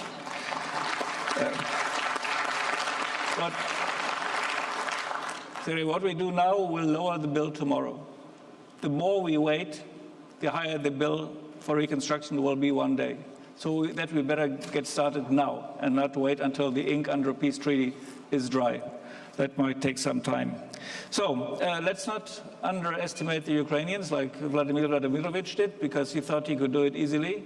That is obviously not the case, and he has made the other miscalculation that he thought the West would fall apart immediately once he has crossed the border. Our institution, the European Investment Bank, stopped our business in Ukraine, in Russia in 2014, because we said he will not stop on Crimea. This will go on. And this is why we were pretty well prepared to do our job there. When we look back over the last decades, no process in Europe has been as powerful as the accession of the countries of the former Soviet Union and the Warsaw Pact to the European Union. When I visited as European Affairs Minister in the 90s, the Baltic states, for instance, I would have never dreamed or dreamt that one day they will be so successful within the European Union, and they are, and Ukraine will as well, because some people must get rid of the idea that there is some retarded developing country joining the European Union with huge problems bringing with themselves. No, this is going to be a strong economy, not just agriculture, but also when it comes to technology. Look at what the Ukrainian people in Western Western Europe are presently experiencing when they see how far behind the schedule we in Western Europe are when it comes to digitalization and the use of the electronic means, for instance. So let's welcome the Ukraine as a strengthening of the European Union once they're in. I'm convinced the Ukrainian economy can evolve massively by considering reconstruction, accession and integration together, applying EU standards in everything they're doing, which is the case, but also bearing in mind that this course requires a lot of buy-in. I'm sure that the government can again surprise us very much on align and accelerate on aligning with the EU on rule of law. What we have heard about dream before is a dream. And we already see the fruits of this, and this is extremely encouraging because this is a reassuring message. This is a confidence-building measure for investment in Ukraine. So through lending and technical assistance, we as EU Bank are working in close partnership with all partners, but of course particularly with the European Commission. There is, by the way, no room for competition among multilateral development banks. There is so much room for synergies and cooperation. We need to do this together. Today we signed an MOU with the Ministry of Restoration to strengthen our cooperation on reconstruction and recovery. We have a huge pipeline of projects. If we get the guarantees in order to bring this into place, we can do much, much more. And last but not least, we will later sign an important agreement with the European Commission to launch the EU for Business Guarantee Facility to improve access to finance for SMEs in Ukraine and other countries of the European Union's Eastern Partnership. Thank you very much. Thank you very much indeed for that reminder that economic resilience as well as weapons, how much that matters, and also the excellent example of the Baltic states in EU accession and how we can look forward beyond that. So we've been talking about the recovery of Ukraine being sort of visibly about infrastructure. Troy Rudd is the CEO of AirCom, best acronym of the day, which is a major global infrastructure consulting firm. And I wonder if you could tell us how you are engaging the private sector to help address Ukraine's immediate recovery needs. And from your experience, how can we make support to Ukraine's early recovery even more targeted and impactful for the long term? Great. Thank you very much. And first, before I start, I would like to thank the organizers, the government of the UK and the government of the Ukraine for bringing us together and having this discussion. And as already said, thank you to the leadership of the Ukrainian government for being, frankly, so brave and leading in such an extraordinary, difficult time. As an organization, private organization, we did not start with any presence in the Ukraine prior to the invasion. But we immediately supported the Ukraine by first, and I'll say immediately within days, closing down our business in Russia and exiting the country. And since then, we have many people in Europe that have been individually supporting the Ukraine and the people from the Ukraine, and we as an organization have taken a strong position to continue to do that. Now, with respect to your question about the acceleration of the investment in the recovery or in infrastructure, I really think there's two things from our experience that I would point out. First of all, there's been a discussion about the magnitude of the recovery, and it's always talked about in terms of dollars.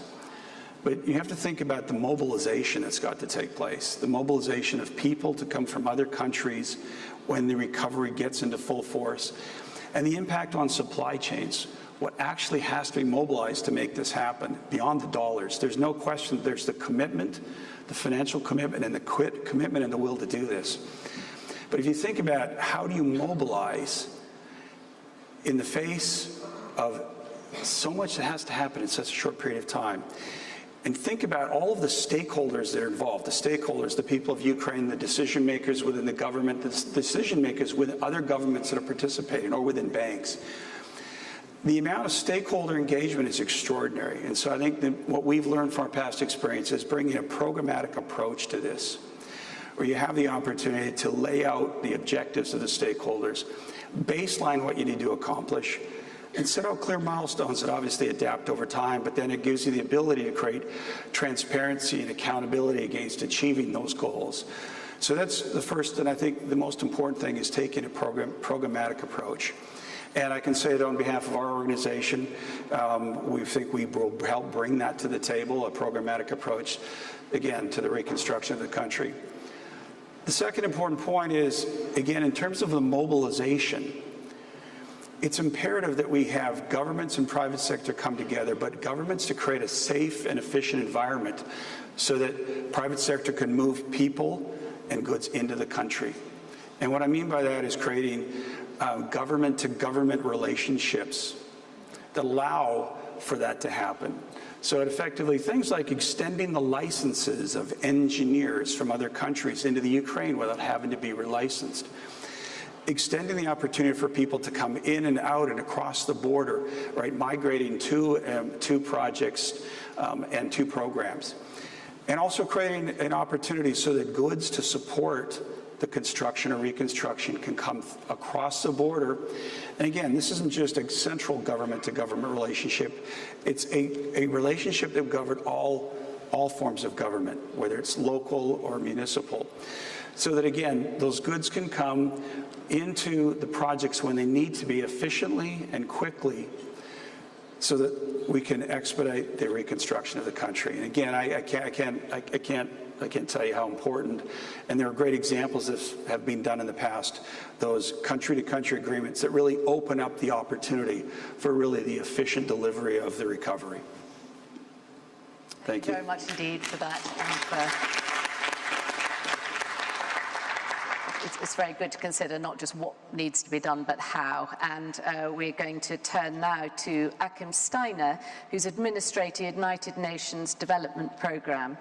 You've just returned from Ukraine, so you've met people directly affected by the war, as well as key officials, including the Prime Minister. So how can the international community best support the government to ensure an early recovery, and how is the United Nations family having an impact on the ground? Thank you very much, Sarah, and thank you also to our co-hosts. Thank you for bringing us together. And indeed, talking about recovery can take many forms. You just alluded to another one. I think we heard a lot about systems and ecosystems that you are building.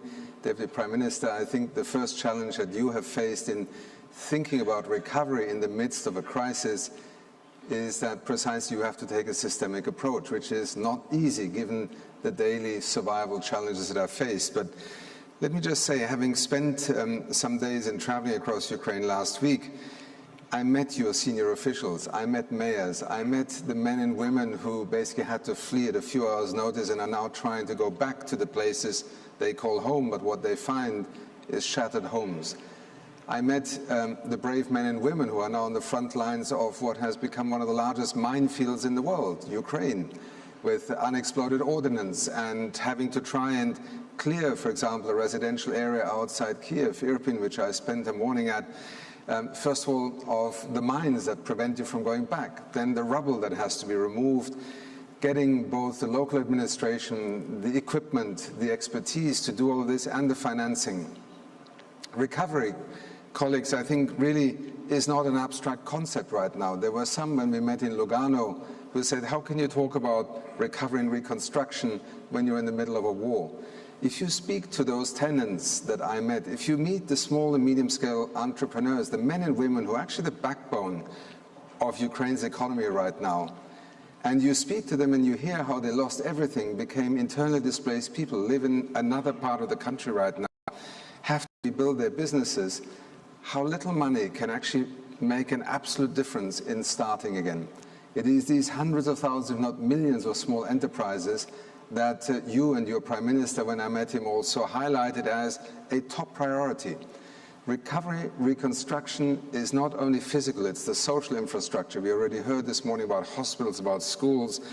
It's also about the many injured that are now in hospitals that have to recover. I spent time in a hospital complex in Lviv and learned about the challenge of just producing enough prosthetics, finding people who can produce them, setting up businesses that can actually provide an input at that moment.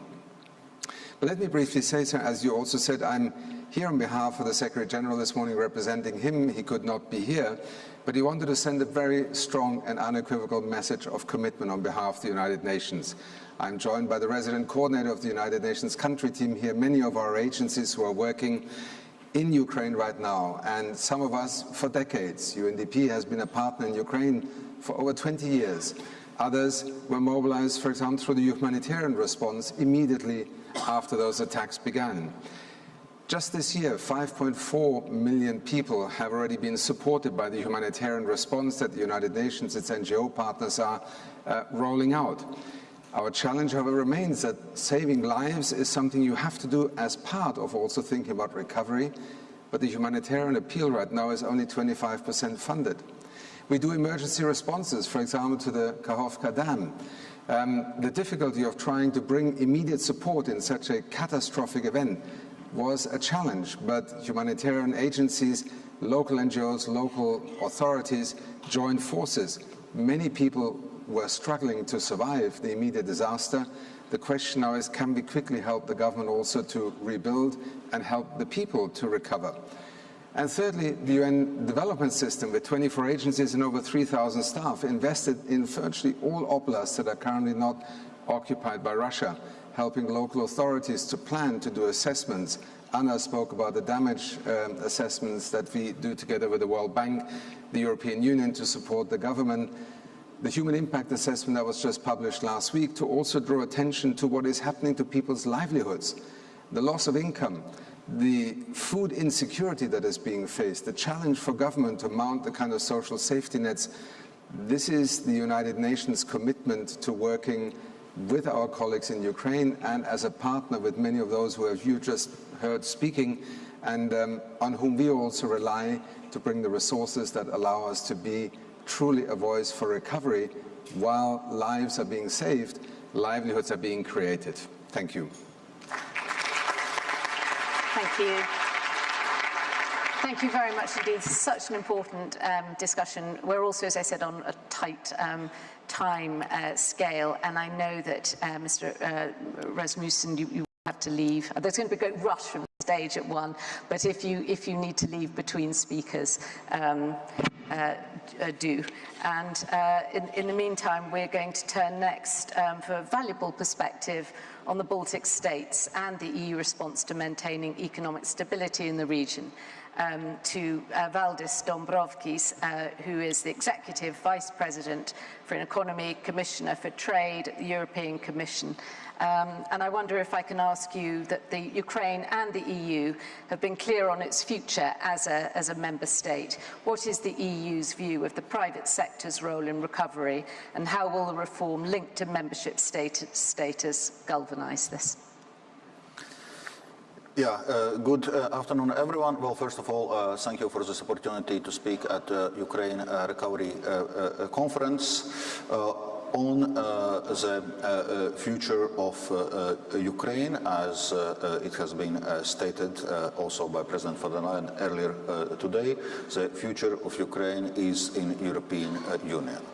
And just yesterday, European Commission put forward a Ukraine facility worth 50 billion euros to cover the time period from 2024 to 2027. And this facility has three main pillars. One is, of course, public financing, which we are going to provide for Ukraine, both to maintain macrofinancial stability, but also for Ukraine's recovery needs. And there we, of course, hope that this EU's initiative, coming with a sizable medium-term package, will also help other donors to mobilize their support.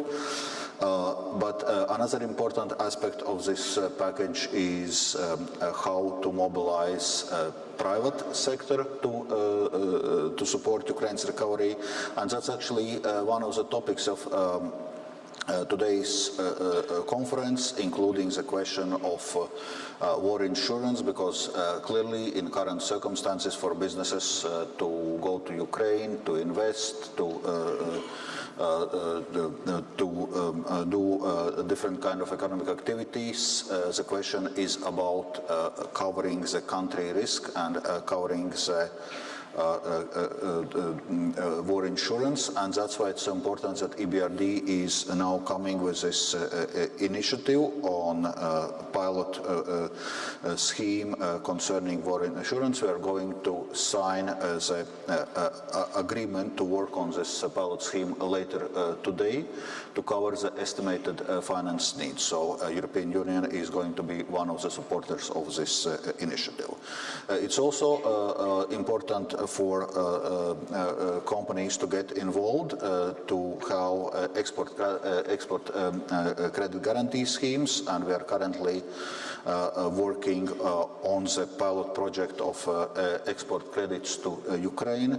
And I also would like to mention several European Investment Bank initiatives, EU for Ukraine initiative to support infrastructure reconstruction, address priority investment needs, also ensure business support.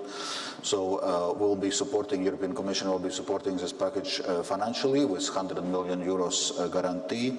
And today we'll be also signing 2 other agreements on support for SMEs in Ukraine. So clearly this support for business will be important part of Ukraine reconstruction effort. And finally, the third aspect of our Ukraine facility is that we link together investments and reforms which are linked with Ukraine's path towards EU accession. So the idea of the plan is that Ukraine would prepare a medium-term reconstruction plan in cooperation with the EU, in cooperation with other donors, and this plan would bring together necessary investments and reforms, not only to help with reconstruction, but indeed also help with green and digital transformations of the economy, and to help with reforms necessary for Ukraine towards joining the EU. Thank you. Thank you very much indeed. Thank you for that. And we've seen today international institutions stepping up. We're next going to hear from the OECD and Matthias Korman on if you could tell us a little bit about what the OECD has been focusing on to support the Ukrainian recovery and reform effort. Well, thank you very much, and thank you for inviting me along today and for hosting this important event. Since we last met, we've continued to work with the government of Ukraine, with our members and the European Union, international partners providing support to Ukraine. And, we have also welcomed Ukraine as a prospective member of the OECD. We've started an initial accession dialogue with Ukraine.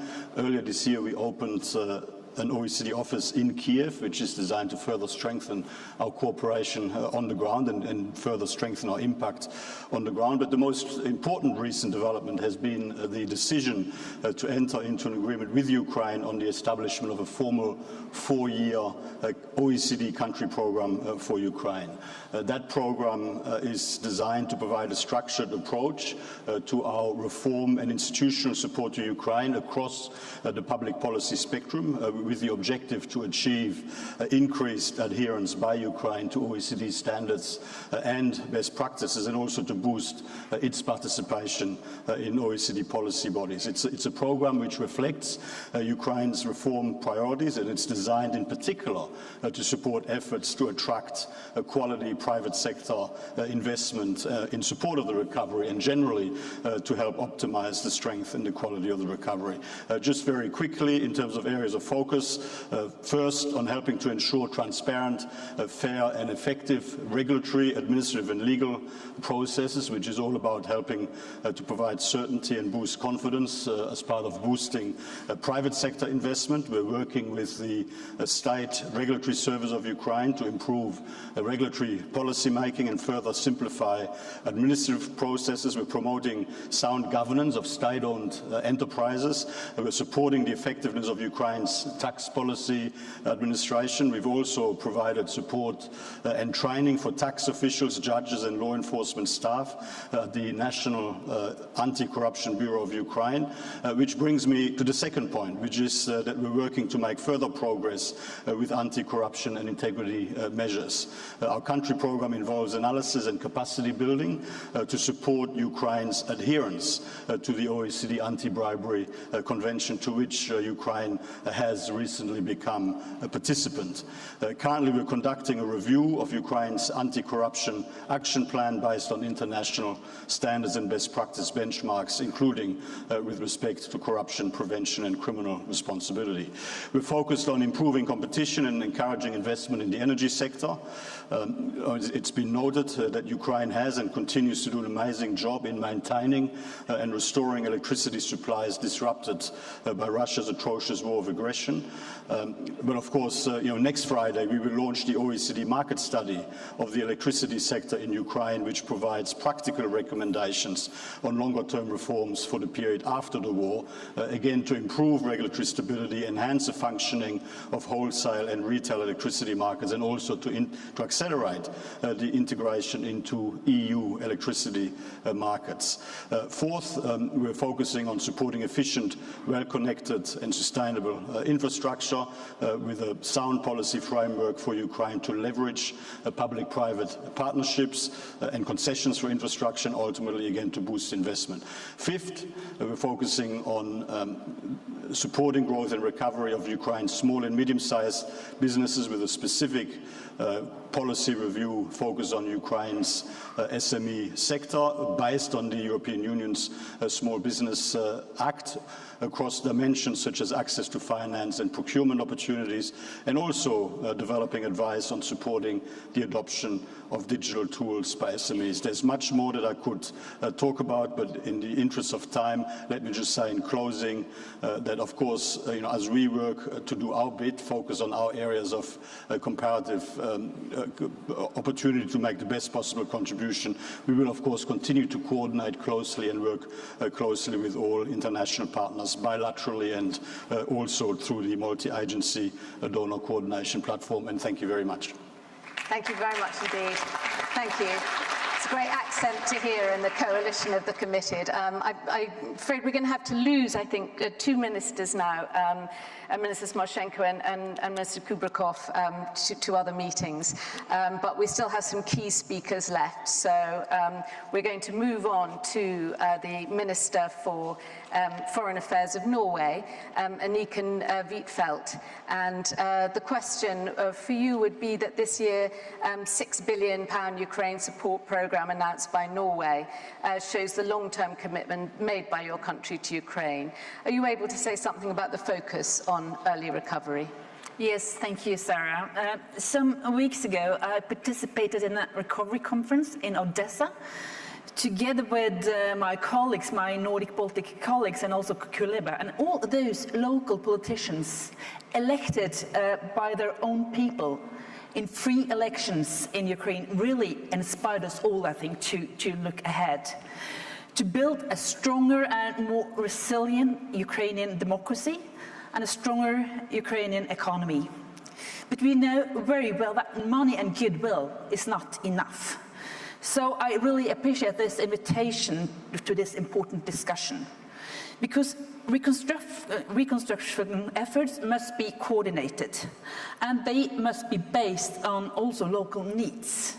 There are numerous examples on humanitarian efforts not based on local demands, but rather on the individual donors, country, and what they are willing to provide from their own storages, and how the recipients are forced to buy goods from the donors.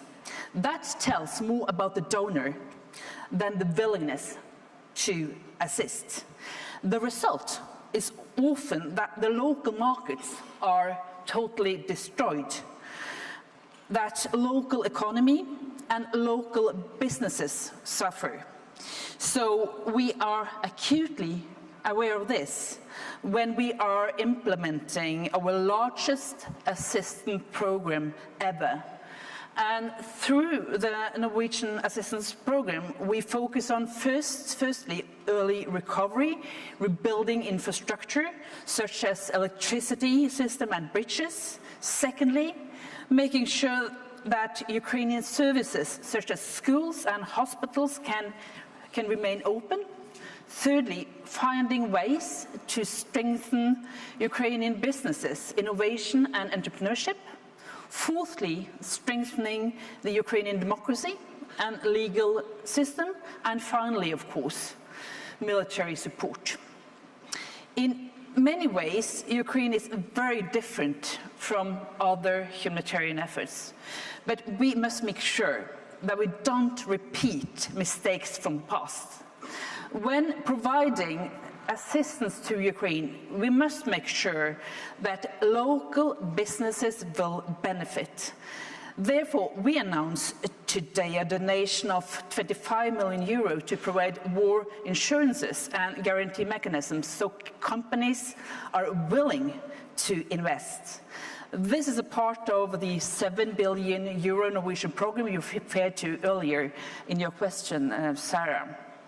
Because we know what businesses are asking for: a reliable legal system, commitment to anti-corruption, and burden sharing when it comes to investment risks. And Ukraine has already accomplished a lot. The willingness to fight corruption and the decentralization reforms, I think, are positive steps. And I will also thank the EBRD and the World Bank, Anna, for the very good cooperation and also the coordination with the EU civilian mechanisms. And I'm very pleased to see so many Norwegian companies here today, because I think that private companies really demonstrate that we are in there, all of us, for the long haul. Thank you. Thank you very much indeed. Thank you for underlining it's both the ambition and the values in your commitment. So our final panelist is a former officer in the US Navy Civil Engineer Corps, so understands both logistics and urgency. He's Bob Progeda, and he's here as CEO of Jacobs, which serves critical markets, as we know, in global infrastructure, advanced manufacturing and national security. So if I may ask you the question of how will the private, public and non-profit sector rebuild a resilient Ukraine that prospers even in an ever-changing and unpredictable world, and what conditions are necessary for this recovery? Sarah, thank you for having me. I think it's being last. It's either no one is listening or everybody is listening because they want to go. But it is very, it's great to be here, and also very inspiring. You said I was a former naval officer. I have witnessed firsthand reconstruction of war-torn areas where the resilience of an international community coming together as one. What I saw this morning and what we've seen all along is very, very inspiring. So thank you. You know, when Minister Kubrikov put the first slide up and it talked about just the magnitude, and we've heard a lot of numbers this morning about the magnitude from a monetary standpoint, from just a sheer volume perspective. You know, as the leader of Jacobs and PA Consulting, 70,000 people globally, 20,000 people here in Europe, with deep expertise in infrastructure and clean energy and everything that the country needs. I thought to myself, important, but that's not why we're all here. That's only one step, because it's not about us, it's about the people of the Ukraine. And so when we really think about what outcome are we trying to drive in the reconstruction of the Ukraine, what we believe it is the self-actualization of the Ukrainian people to be a part of the international community. And so, you know, if you start with that outcome, then all of the interfaces and the interdependence of what we do becomes even that much more important. And what we were kind of reflecting on as a team when we were thinking about what we would say today is there was an American psychologist back in the 50s named Abraham Maslow. And Maslow came up with a profile, it's called the hierarchy of needs, and how each of these needs for people build upon each other. And at the bottom of that pyramid is the physiological needs, energy, water, food. You can start to see the parallels here. The next is security, is do I live in a secure environment? And then with the physiological needs and the secure needs, things like love and esteem and respect start to come, and if you compare it to what we're talking about at a global scale. And then at the top of that pyramid is self-actualization. And so the interface between the private sector, the public sector, the nonprofits, I really believe it's the interdependency and not getting too caught up in what we're the experts at, but really understanding what are we trying to achieve. And I believe the environment that needs to be in place, clearly peace needs to be in place, but as the minister talked about, we're already doing so much now, even with the challenges that the Ukrainian people are having. But I think all of us need to think about a recovery-based ecosystem for sustainable growth and prosperity for the country of Ukraine. So thank you. Thanks for having me. Thank you very much. The ecosystem of recovery, we'll leave it there, but thank you so much for this terrific panel. And I think we finished on time so people can have lunch. And thank you especially to Ministers Marchenko and Minister Kubrakov. Thank you very much for coming. Thank you.